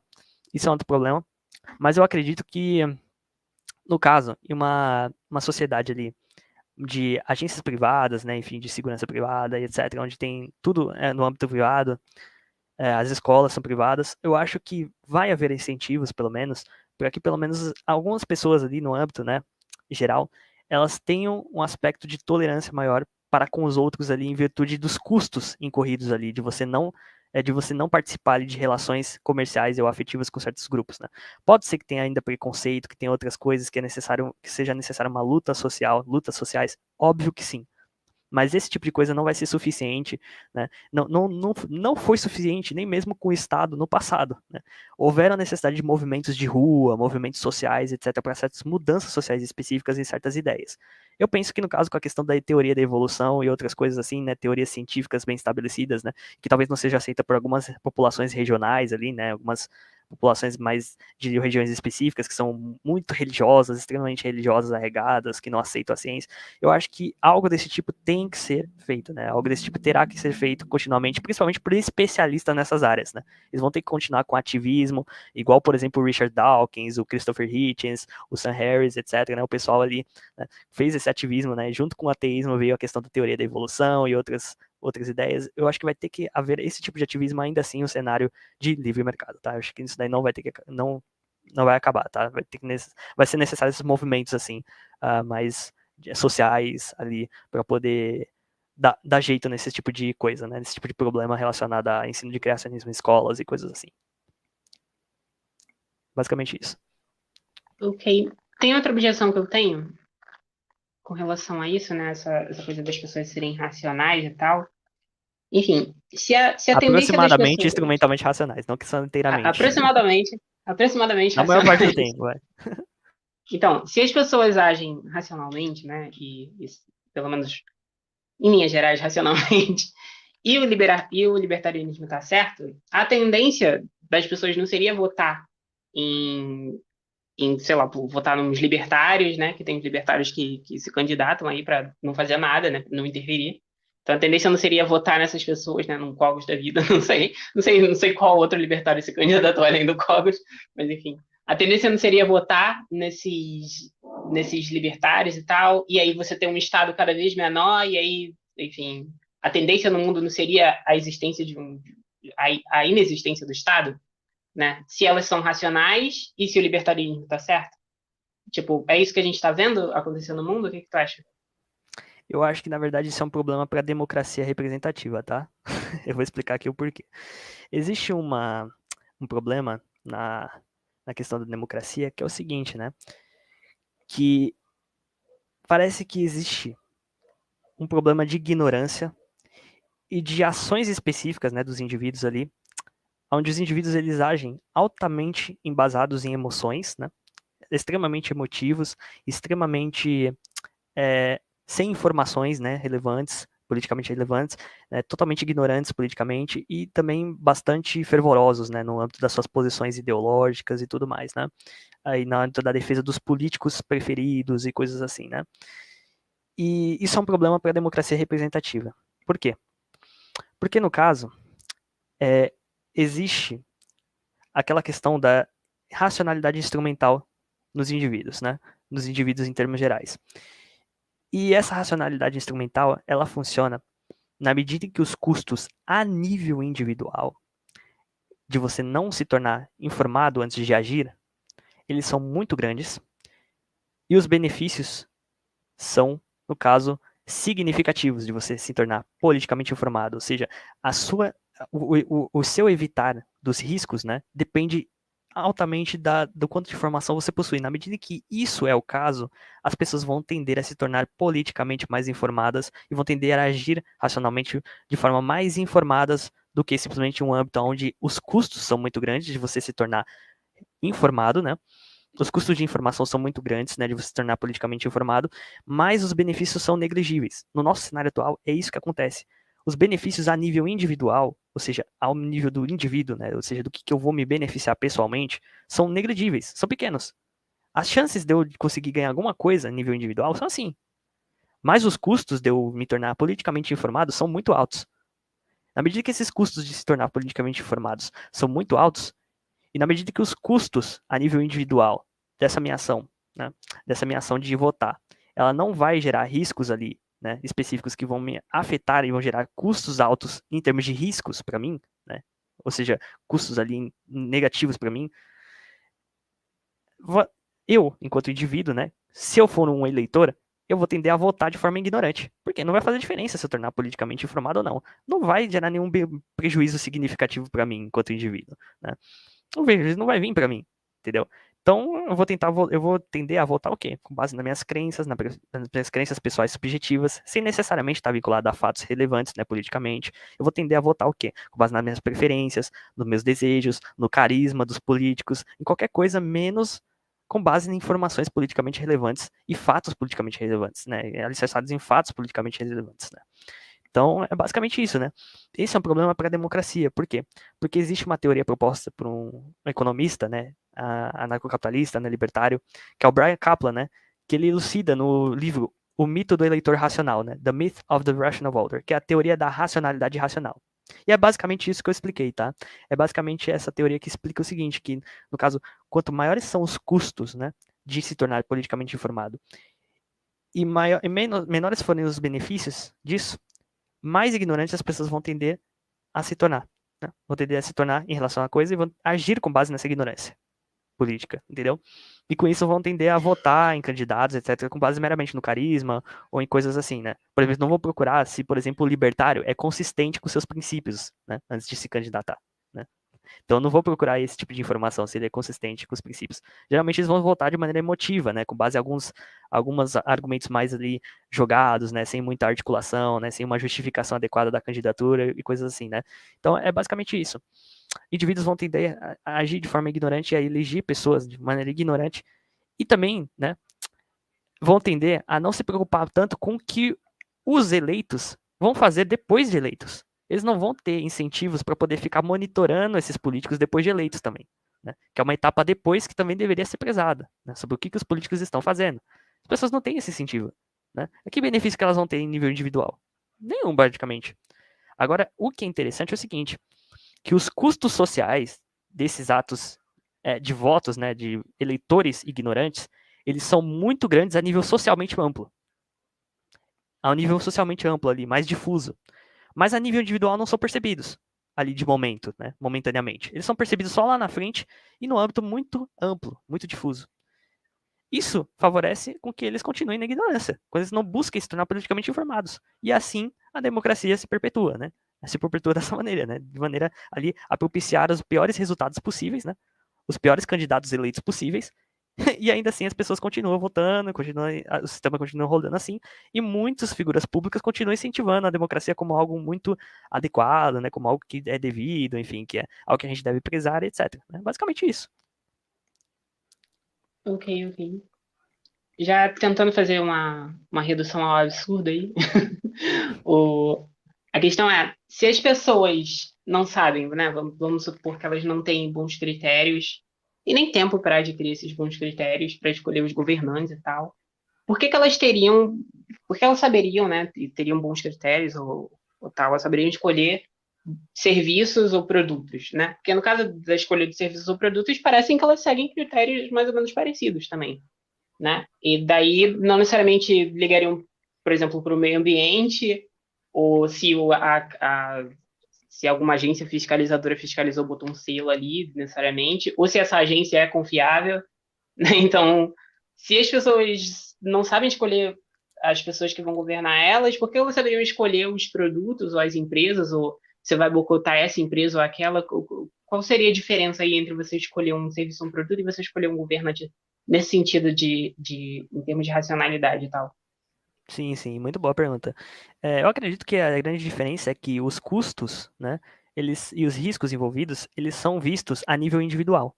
Ou seja, o indivíduo lida individualmente, né, com os custos das ações dele, as ações irresponsáveis, as ações irracionais dele, né? Se ele escolher um meio ali que não é o mais adequado para ele alcançar os fins dele, né? Ou enfim, que propiciou ali a ele ter um dano significativo, alguma coisa assim, esses custos, né, são sentidos a nível individual. O indivíduo sente isso, entendeu? O Bah, indivíduo não lida com esses necessariamente. custos. Se a Pantene estiver poluindo os rios do Xingu, não vai me afetar em nada. Mas se ela estiver vendendo barato, vai ser bom para mim. Provavelmente é. Mas aí a gente tem um problema agora nessa situação que você está mencionando, é que atualmente esses lugares não são privados propriamente, né? Esses lugares são considerados ou patrimônios públicos, ou enfim, locais ali defendidos ali, né? Enfim, são locais ali públicos, né? Tidos como públicos ali, como propriedade do governo, enfim, com, estando pela supervisão do governo, né? As regulações, enfim, ou a observação do governo, ou às vezes até mesmo uma terra ali que não tem uma, enfim, da onde outras pessoas não podem se apropriar porque o governo impede que se apropriem de fato daquela terra. Então eu acho que isso é um problema em termos gerais, por quê? Porque se houvesse uma apropriação ali daquele terreno ali local e tivesse indivíduos específicos que fossem dono daqueles locais ali, daqueles rios ali próximos, né, ou daquelas parcelas de rio ou coisa assim, isso provavelmente afetaria esses indivíduos, né, no âmbito individual deles, e eles teriam um incentivo maior de cuidar daquilo, né, ou pelo menos de se preocupar mais com aquilo do que simplesmente outros indivíduos de outras regiões, né. Então acredito que por ele lidar justamente nesses indivíduos específicos que se apropriassem desses terrenos, né, mais vagos aí atualmente, né, que são considerados propriedades públicas, ou enfim, terreno público, né, ou enfim, ou algo assim, né, do governo. Eu acredito que isso proporcionaria incentivos maiores para um zelo ali com aquele lugar, né, e uma preocupação maior com aquele lugar, né, com aquela poluição, do que simplesmente atualmente, né, onde não tem nenhum indivíduo sendo sentido ali, né, nenhum dano, né, ou sendo ocasionado para nenhum indivíduo especificamente ali, né, onde é uma coisa mais geral, né, mais ampla, né. Isso Ah, se alinha mas também com a relação de no problemas caso, públicos, né, de problemas alinhados com bens públicos, né, também, de certo modo, que o mas Hilmer no, e o Friedman se referem. no caso que eu dei, bem, o Rio Xingu tem, eu imagino que tem umas pessoas que moram ali, né? As comunidades Uhum. ribeirinhas. Então elas sentiriam, né? Sei lá, os peixes faltariam para elas, ou mudaria o tipo de reprodução dos peixes, Sim, sei lá, começaria a dar problema ali e tal. sim. Enfim, mas a questão é que eles são um número pequeno de pessoas, né? E no fim das contas tem mais beneficiados aí pelos produtos da Pantene do que o pessoal que está prejudicado lá no Rio do Xingu. Então aí, tipo, a questão é como é que ficaria aí? No caso da democracia, né, teria, o pessoal do Xingu poderia não votar em um determinado candidato que tivesse fazendo uma determinada coisa ali, mas eles são um número pequeno. No anarcapitalismo teria o problema da própria empresa, que ela só está prejudicando um número pequeno de pessoas, e a maioria das pessoas estaria sendo beneficiada pelo produto da Pantene aí. Então aí a questão é como é que o libertarianismo forneceria uma saída para isso, né? Já que as Bom, pessoas que estão sendo prejudicadas são muito pequenas, né? Um número pequeno, e percebe, elas podem não comprar os produtos Pantene, mas a Pantene, ó, tanto faz, ela tá vendendo para outras pessoas, não para elas. sim, sim, sim. Eu acredito que o problema ainda assim existiria, obviamente, mas aqui é aquela coisa que eu te falei para você. Nós temos que partir de algumas suposições mínimas da natureza humana e a partir disso analisar qual arranjo social se daria um pouquinho melhor do que o outro. Hoje, por exemplo, né, nesse exemplo que você citou, muito provavelmente esse pessoal não teria uma probabilidade muito grande de fazer uma diferença ali numa eleição ou alguma coisa assim, né? Muito mais do que, por exemplo, se houvesse uma, sei lá, uma agência ali privada ou alguma coisa assim, que no caso visse aquilo como uma oportunidade de lucrar de alguma maneira naquilo ali, né? Na auxiliação, né, da resolução daquele problema. Por quê? Porque essa agência específica que talvez visse esse problema e buscasse auxiliar esse pessoal a resolver esse problema, eles ganhariam lucro com isso. Muito provavelmente, algum lucro ali pequeno, né? Um marketing, um nicho de mercado ali, talvez, e com isso eles lucrariam pessoalmente, né? Teriam incentivo individual, né? Levando em conta a natureza egoística, né? A natureza relativamente egoísta, né? Aproximadamente egoística ali, desses indivíduos não humanos, e principalmente a natureza ali, né? O fato deles serem aproximadamente instrumentalmente racionais, né? Na maior parte do tempo. E no caso, o fato deles serem bem informados ali no ambiente, pelo menos, né? De acordo com os meios que eles querem atingir ali, né? Os fins que eles querem, almejam atingir ali. E os meios mais adequados, né, que eles veem com base no ambiente que eles estão para atingir esses fins, né? Então, provavelmente, levando tudo isso em consideração, provavelmente essas empresas elas teriam esse incentivo maior de lidar, de resolver esse problema do que simplesmente da situação atual, entendeu? É isso que eu penso. Ok. Tá bem. Já indo para outro tópico, né? E para mim, que eu sou utilitarista, é muito importante você responder isso. Um mundo sem Estado não geraria mais sofrimento ainda para as pessoas, né? Porque no mundo com Estado as pessoas têm um determinado nível de sofrimento, mas o mundo sem Estado não acabaria gerando mais sofrimento para as pessoas não sofreriam mais, né, no geral, principalmente as mais pobres, ou sei lá, as que estivessem nas camadas inferiores da sociedade. O que tu acha? Eu penso que não. Eu penso que, na verdade, na realidade, depende muito do local e das condições específicas de cada região, tá?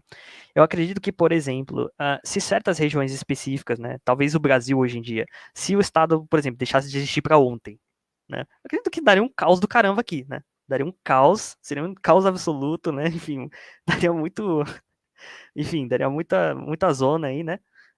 Espírito Santo que o diga, né? Enfim, daria muito caos ainda.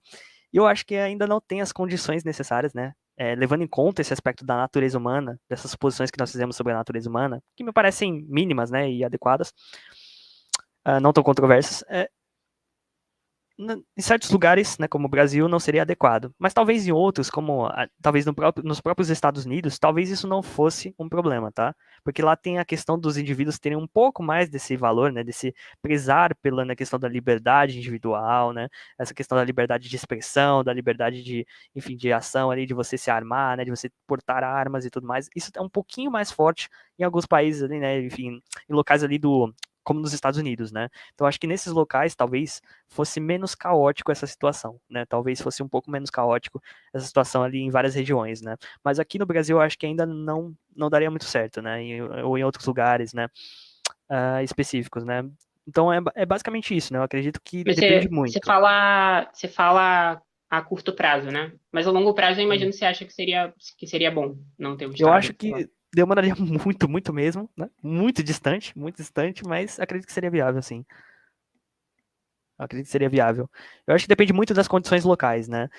Mas assim, uma alternativa, né, uma forma de você elucidar, né, o sucesso de uma possível anarquia no lugar é justamente certas pessoas articularem, né, instituições, ou estabelecerem instituições locais aos poucos que sejam privadas e exerçam funções, né, funções específicas que o governo exerce ali localmente, né, aos poucos.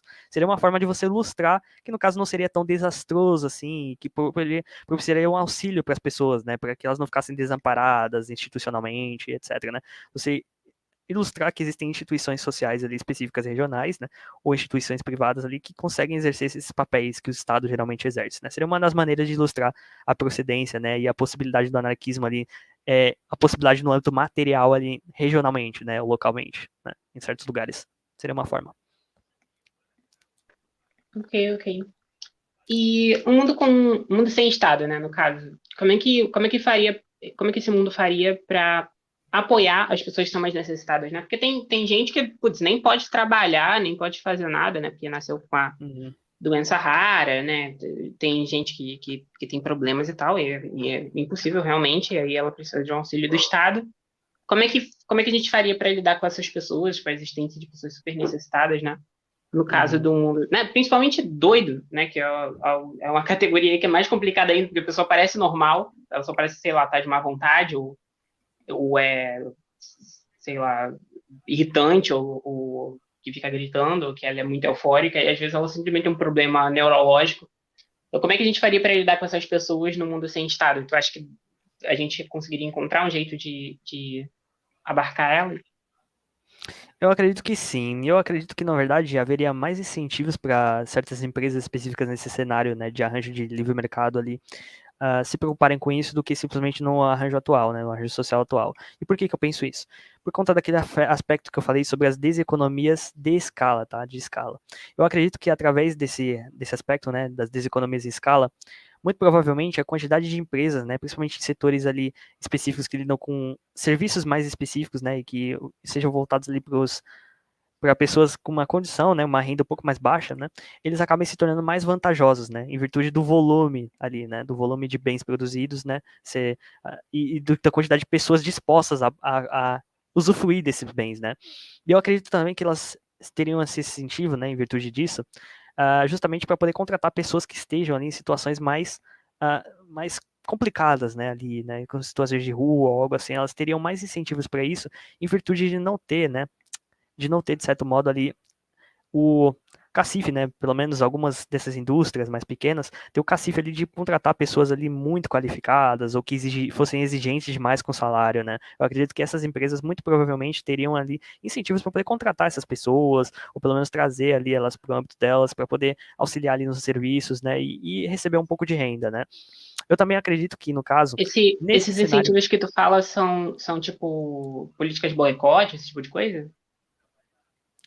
Não, no caso, esses incentivos seriam, por exemplo, a questão de certos programas sociais mesmo estabelecidos ali regionalmente, talvez por associações ali, né, de trabalhadores regionais ou algo assim, que auxiliassem pessoas ali em situação de pobreza extrema ou alguma coisa assim, a adquirirem um emprego em alguma empresa ali pequena, né, algum negócio pequeno que tá começando ali na região e que, no caso, esteja à procura de pessoas ali que talvez não sejam tão qualificadas assim, mas que precisem ali, né, de uma mão de obra ali um pouco mais barata, né, ali, para que elas comecem ali auxiliar, né, a erguer aquela empresa, né, erguer aqueles negócios ali, para que eles tenham condições, inclusive, de aumentar os salários posteriormente, coisas assim. Eu acredito que, por conta dessa questão da deseconomia de escala, empresas menores seriam mais abrangentes, né, seriam existentes de forma mais ampla do que simplesmente empresas muito grandes ou coisas assim, né. Eu acredito que é justamente isso, né. E isso acabaria favorecendo pessoas mais pobres de serem mais vistas, né? Serem mais vistas ali no âmbito de contratação do que simplesmente pessoas ali extremamente qualificadas em alguns âmbitos, né, específicos. E eu acredito também que haveria também esse incentivo da existência dessas associações como a de trabalhadores regionais, né, por exemplo, que favorecesse ali o auxílio desses indivíduos que estão em situação de pobreza ali, a participarem ali, né, e conseguirem, né, uma certa vaga de emprego, certas vagas de emprego em empresas específicas que necessitam ali desses indivíduos, além de também fornecer algum apoio, né, algum apoio social ali específico para eles, né. Eu acredito que haveria esse tipo de incentivo, principalmente em virtude disso ser bem visto na sociedade, né, de ser algo que geralmente é bem visto por pessoas ali na sociedade, né, as pessoas geralmente veem isso como algo diferenciador, né, as pessoas geralmente vão pensar, né, vão olhar aquilo com aqueles olhos de tipo, nossa, as pessoas são geralmente extremamente egoístas aqui, mas tem essa associação aqui, né, que faz esse tipo de coisa, nossa, caramba. Então eu acredito que isso seria uma forma de se destacar também, né, empresas É. que Mas até unissem essa depende, né? associação, né. Tem gente que acha injusto, né? Tipo, que a pessoa seja contratada ou porque ela é pobre, ou porque ela é deficiente, ou porque sei lá, e não pelo, sei lá, pela mera competência dela. Enfim, dependeria da cultura, né? Do local também. Sim, sim. Aí também teria a questão cultural no meio, né? Mas isso daí é uma coisa que até existe hoje em dia também, né? Mesmo com a questão do Estado, ainda é uma coisa presente. Tem na Magazine Luiza, né? Ela é famosa por contratar travesti, se não me engano. Pra aumentar. Trans, Aham. e aí, putz, os conservadores odeiam a Magazine Luiza, basicamente. É, pra aumentar a inclusão, né, das pessoas, né? A diversidade, né? Ampliar a diversidade ali no âmbito daqueles empregos, né? Daqueles locais de trabalho e tudo mais, né? Então tem esse tipo de política de aumento de pessoas, né, de outros grupos minoritários, né, inclusão social, né, de pessoas de minorias, né, que geralmente são marginalizadas socialmente, coisas assim, né. E geralmente conservadores se arranham, né, não gostam muito disso, mas eu adoro. Eu gosto, eu gosto. Eu acho Já. isso justo.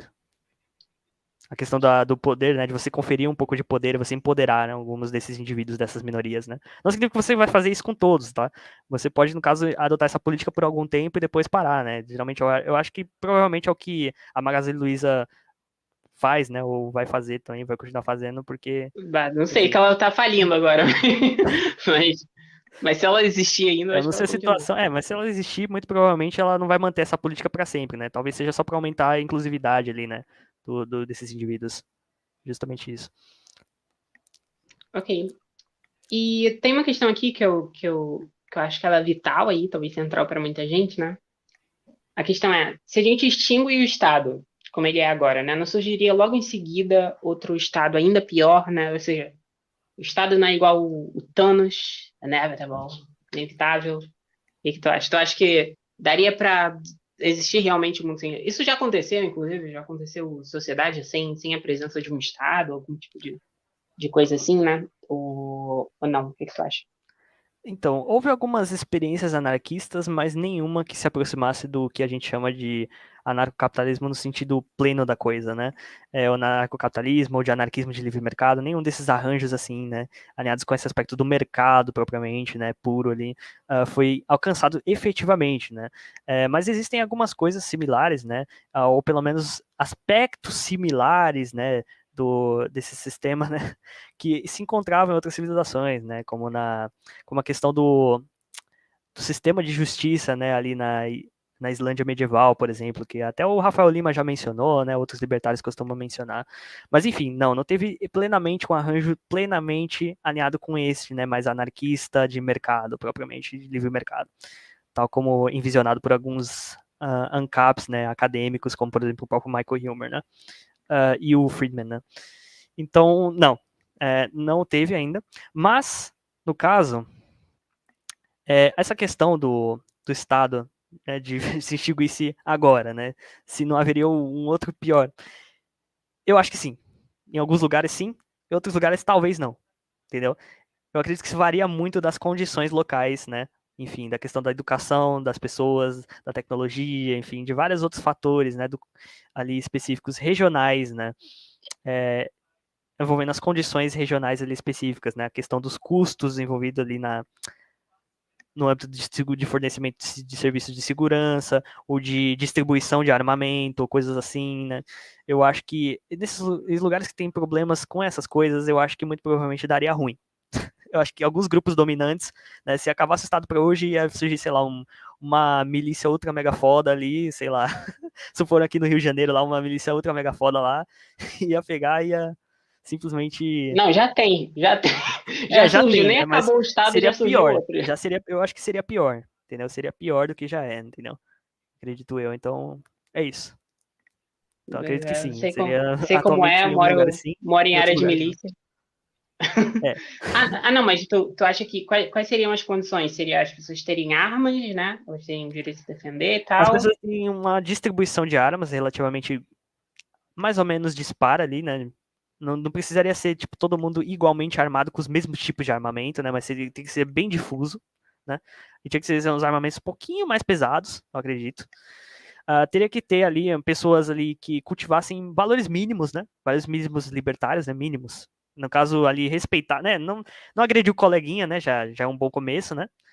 Enfim, prezar um pouco mais pela dignidade dos indivíduos, né? E tratar os indivíduos como iguais moralmente, né? Pelo menos em algum nível, né? Não precisa ser inteiramente, né? Mas em algum nível ali significativo, né? Mínimo, eu acredito que seria necessário, né?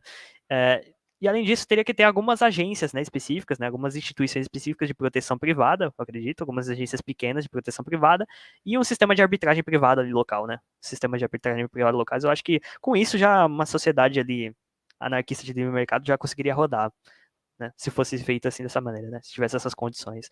Mas eu acho que essas condições estão muito distantes da nossa realidade atual brasileira. Muito distante mesmo. Nem acredito que seja viável no momento, né? No Ok. presente momento. Tipo, do jeito que você descreve, parece que você precisaria de instituições sólidas, né, e funcionando ali, só que Minimamente elas seriam sólidas, privadas. minimamente Só que estabelecidas. elas Isso, seriam privadas, né? isso, Só que aí isso, a isso. questão é que parece que parece que a descrição é meio que do jeito que o Estado já funciona, né? Tipo, Eu em acredito vez que da não. pessoa ir pra cadeia, ela iria pra cadeia privada, em vez de ser julgado pelo juiz, seria juiz privado. Quer Eu dizer, parece que acredito, você. Por que que a minha questão é a seguinte, peraí, deixa eu só formular e tal. Por que que o Estado, como a gente já vive, né, já não é um tipo de instituição privada, com regras privadas e esse tipo de coisa, pelo menos tomando nesse sentido mais abrangente de ser uma coisa privada, né? Porque, no fim das contas, o que é que legitima que a pessoa teria legitimidade sobre uma instituição aí, no caso do anarcocapitalismo, mas não legitima que a gente viva numa democracia do jeito liberal que ela funciona, né? Porque sei lá, o Brasil não poderia ser visto como, de certa forma, uma grande empresa com algum sistema de troca ali de dono e esse tipo de coisa. O que tu acha? Vamos lá, vamos lá. Eu vou responder aqui a questão da seguinte maneira. O Hilmer ele lida com esse ponto também na parte 2 do livro, né, do Problema da Autoridade Política. E basicamente o ponto dele é o seguinte, que na verdade existiriam algumas diferenças significativas ali nessas estruturas, né, nessas associações de proprietários regionais, nessas agências de proteção privadas, etc.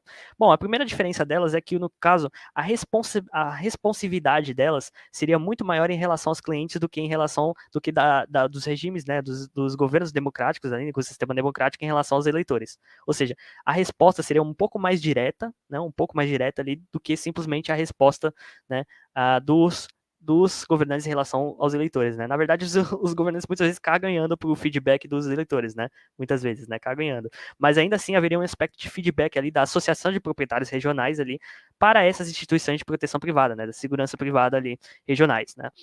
Então é basicamente o seguinte: primeiramente, a primeira diferença entre governos, né, estruturas de governo tais como a gente tem atualmente e as agências de segurança privada, né, enfim, essas agências aí, essas associações de proprietários regionais, é que elas têm uma responsividade muito mais direta, muito mais rápida em relação aos clientes do que a democracia representativa tem em relação aos eleitores, né?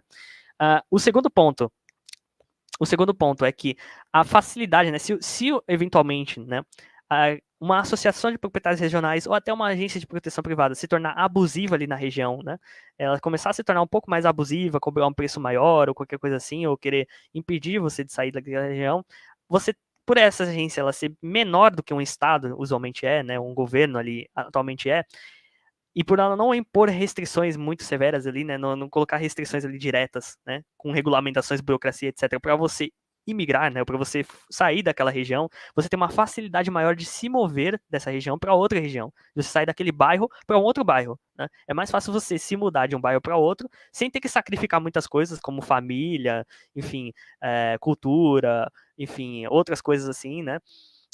Ou às vezes até trabalho também, se você tem que sacrificar tudo isso, mudando dessa região para outra, justamente por essa agência de proteção privada ser responsável por um local muito pequeno, né?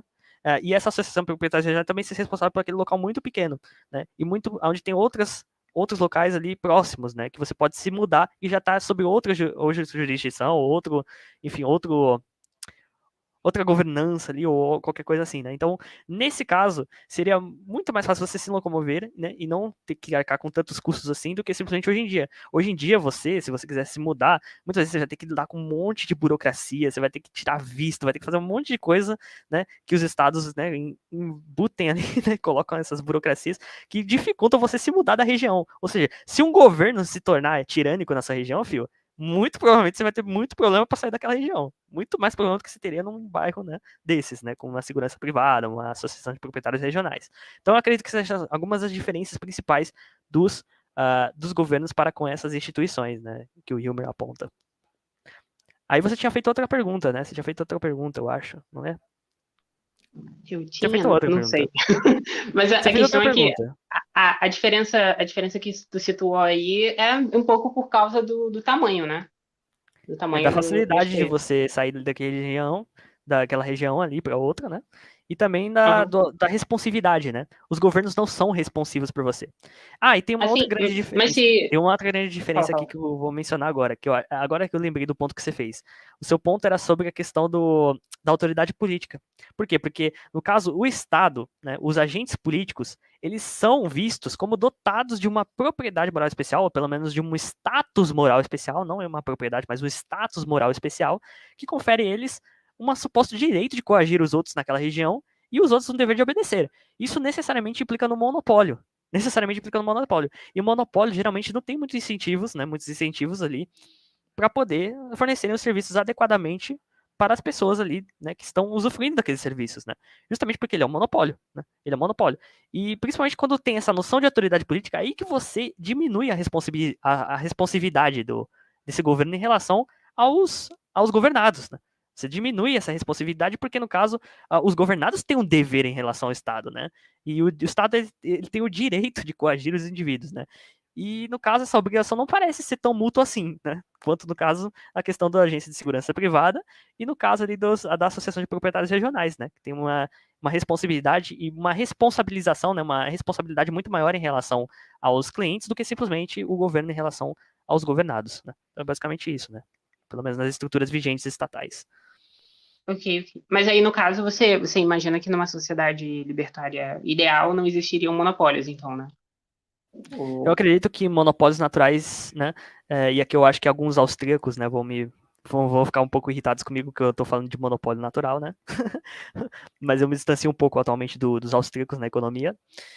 Eu acredito que monopólios naturais podem existir, mas eles são muito difíceis de se manter, né? São muito difíceis de se manter e seriam menores, né? Eu acredito, acredito eu, que talvez pudesse existir coisas como monopólios naturais, mas provavelmente eles seriam ou menores, ou seriam muito mais difíceis de serem mantidos ao longo do tempo, né? Eles poderiam se instaurar por algum tempo, mas muito provavelmente eles não se manteriam tanto, assim, principalmente por ter estruturas coercitivas ali que eles pudessem recorrer para poder manter isso por muito mais tempo, principalmente em virtude, por exemplo, da questão da expansão da empresa, né, nas deseconomias de escala, né?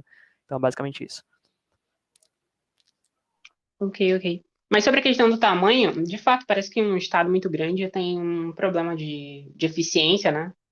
De responder rápido aos cidadãos, os interesses dos cidadãos. Acho que é um pouco por isso que a Glenda, que está ali do outro lado, acho que é por isso que ela é um pouco a favor dos, como é que é? Os movimentos separatistas, né, e tal. Ela gosta do Separatistas. estado, gosta dos estados, se é para ter estado que seja pequenininho, enfim.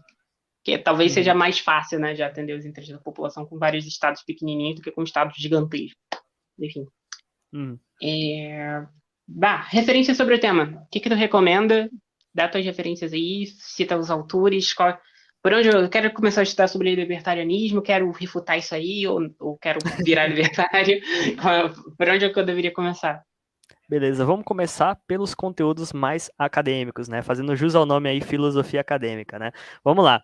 Primeiras duas coisas que eu indico obviamente, as duas entries da Stanford Encyclopedia of Philosophy sobre o assunto, tá? Uma é Libertarianism, né? Da Stanford Encyclopedia of Philosophy, vocês podem jogar aí no Google. A outra é Anarchism, que daí lá aborda várias perspectivas anarquistas diferentes, né? Não só anarcocapitalista, mas anarcocomunista, coletivista, etc, né? Outras vertentes, né, anarquistas individualistas lá são abordadas, então é interessante vocês darem uma olhada também, né? E o libertarianismo, né, o libertarianismo, esse artigo também é muito bom, né, porque fala inclusive sobre essa questão, né, dos libertários e tudo mais, né? Outro artigo que eu recomendo da Stanford Encyclopedia of Philosophy é o Liberalism, né, que lá fala sobre a questão do liberalismo, né, e eu me baseei basicamente nesses artigos, né, para poder articular uma noção mais unificada aqui do libertarianismo de forma mais precisa, que eu acredito que seja mais precisa, né? Então é interessante vocês darem uma olhada lá nesses entries, né? Agora para os livros, tá? Um livro que eu recomendo, né, para vocês darem uma olhada, é o livro organizado pelo Aaron Ross Powell e o Grant Beacock, né, que é justamente o Arguments for Liberty, né, Argumentos para a Liberdade. Vocês podem encontrar esse livro, né, ou esses escritos lá também no site, né, libertarianism.org, né, .org, que é da Cato Institute, né, E lá, né, você vai ter vários casos diferentes em favor do libertarianismo e também do liberalismo, tá? E também do liberalismo, né? Porque o liberalismo geralmente ele é um pouco, sim, associado ao libertarianismo, como eu falei, né? Eles andam um pouco assim lado a lado, mas ainda tem suas distinções, como eu apontei, né? A questão da autoridade política é a distinção mais relevante entre um e outro, né? Libertários não acreditam em autoridade política, ou pelo menos são céticos em relação a ela, e liberais não. Já aceitam autoridade política de boas, muitas vezes aceitando isso como uma implicação do sistema, né? Do sistema jurídico ali, garantidor dos direitos fundamentais. E no caso também eu recomendo, né, para quem quer uma perspectiva mais anarquista radical, esquerdista, né, de livre mercado, o Markets Not Capitalism, né, que é justamente o que é organizado, né, uma coletânea de escritos de vários anarquistas individualistas, né, incluindo o próprio Murray Rothbard, a Voltaire de Cleyre, o Benjamin Tucker, entre outros, né, o Gary Charter, o Roderick Long, entre outros, que é justamente organizado pelo próprio Gary Charter e também o Charles Johnson, né. Então eu recomendo esse livro aí, tá? Recomendo também o livro do Gary Charter, né? Que inclusive está traduzido na Rota Libertária, né? Uma versão dele em PDF, né? Traduzida, que é a consciência anarquista, né? A consciência de um anarquista do Gary Charter, tá? Vocês podem dar uma olhadinha aí, digitar Rota Libertária aí no Google, vocês vão achar. Agora, conteúdos não assim, como eu posso dizer, não acadêmicos assim no termo estrito, né? Mas que tem relação assim com algumas coisas acadêmicas. Eu indico para vocês o site da Universidade Libertária, tá? O site da Universidade Libertária do Daniel Meurin, né? O Daniel Meurin, ele é um dos fundadores ali da Universidade Libertária no Brasil, e ele trouxe, né, junto com uma galera ali, né, que ajuda ele, né, uma galera ali que faz parte da equipe dele, eles traduzem ali vários artigos, né, com a ajuda de outras pessoas, né, ali artigos tanto acadêmicos quanto não acadêmicos de libertários, tá? Libertários acadêmicos e não acadêmicos lá. Então deem uma olhada lá, que lá tem com vários conteúdos traduzidos, tanto de libertários mais de posições mais esquerdistas, quanto de posições mais direitistas, né? Então vai ter para todos os públicos aí, né? Quem for mais conservador, quem for mais progressista, aí vai ter vários conteúdos lá diferentes, inclusive alguns de libertários discutindo entre si, né? Debatendo lá, e discordando um do outro, né? Criticando um ao outro, né? Os de esquerda criticando os de direita e etc. Vocês vão ter lá vários conteúdos assim. Ok? E é isso, né? Eu gostaria de indicar também alguns canais, né? Já que o pessoal aqui assiste bastante YouTube, alguns canais libertários aqui que eu julgo mais adequados, né? Menos desinformantes, né? Por assim dizer, como que não se distanciam de Paulo Cogos, de Rafael Lima, do Ideias Radicais, de Peter Turguniev, do Ancapsu, enfim, Alexandre Porto, distancia todos esses daí, né? É justamente o canal do Anarco Jack, tá? Eu tenho algumas coisas ali dele que eu discordo, né? Mas eu acho que é um canal ali onde tem um cara que ele se preocupa um pouco mais com os raciocínios, né? Principalmente na hora de criticar outras pessoas de outras posições. Tem também o canal do Henrido, né? O Henrido, que é mais do âmbito da economia austríaca ali, né? E tudo mais, né? Ele fez respostas a alguns marxistas e tudo mais, né? Ele é um cara que se engaja, assim, em outras pessoas de esquerda, né? Famosas como Paulo Gala, né? Debateu também com Glaucio Gonçalves e outras pessoas, assim, outras figuras públicas. E no caso também o canal do nosso colega Miguel Hertel, né, um colega nosso aí, Miguel Hertel, que ele é um libertário que também tem posições mais progressistas como eu, e ele já discutiu inclusive com o professor Daniel Cidade, né, ele discutiu com o professor Daniel Cidade, ele tem um canal chamado Livres Fronteiras, né, então quem quiser, tiver interesse lá, tem a discussão, tem duas discussões com o professor Daniel Cidade, muito boas mesmo, né, o pós-moderno e o libertário, é muito legal. E tem também o canal da Universidade Libertária, né? Então, esses são os canais que eu recomendo, tá? Os canais que eu recomendo aí para vocês, quem quiser conhecer figuras públicas, assim, um pouco mais responsáveis com as ideias libertárias aí no discurso e no debate público, beleza? E é isso aí. Show de bolas. Se inscrevam lá no canal do David, tá aqui no título, né? Tá linkado aqui no título. É só vocês clicarem aí e se inscrevam lá. Nos vemos, então, não sei quando, não sei quando vai ser a próxima live, mas nos vemos no futuro, aí nas próximas lives ou plays aqui do canal. Muito obrigado, David, aí, por disponibilizar o seu tempo. Eu que Responder todas agradeço. as E galera, se dúvidas inscrevam aí. aí no canal do Elan, viu? Divulguem essa live pros quinto cantos aí. Assistam os outros vídeos, que são muito bons, cara. Muito bom mesmo.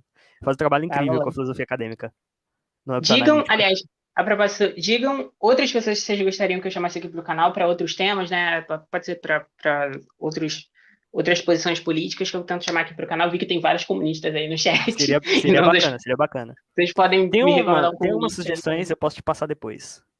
Já, de boas. Então, é isso. Até outro dia. Até mais. Até mais.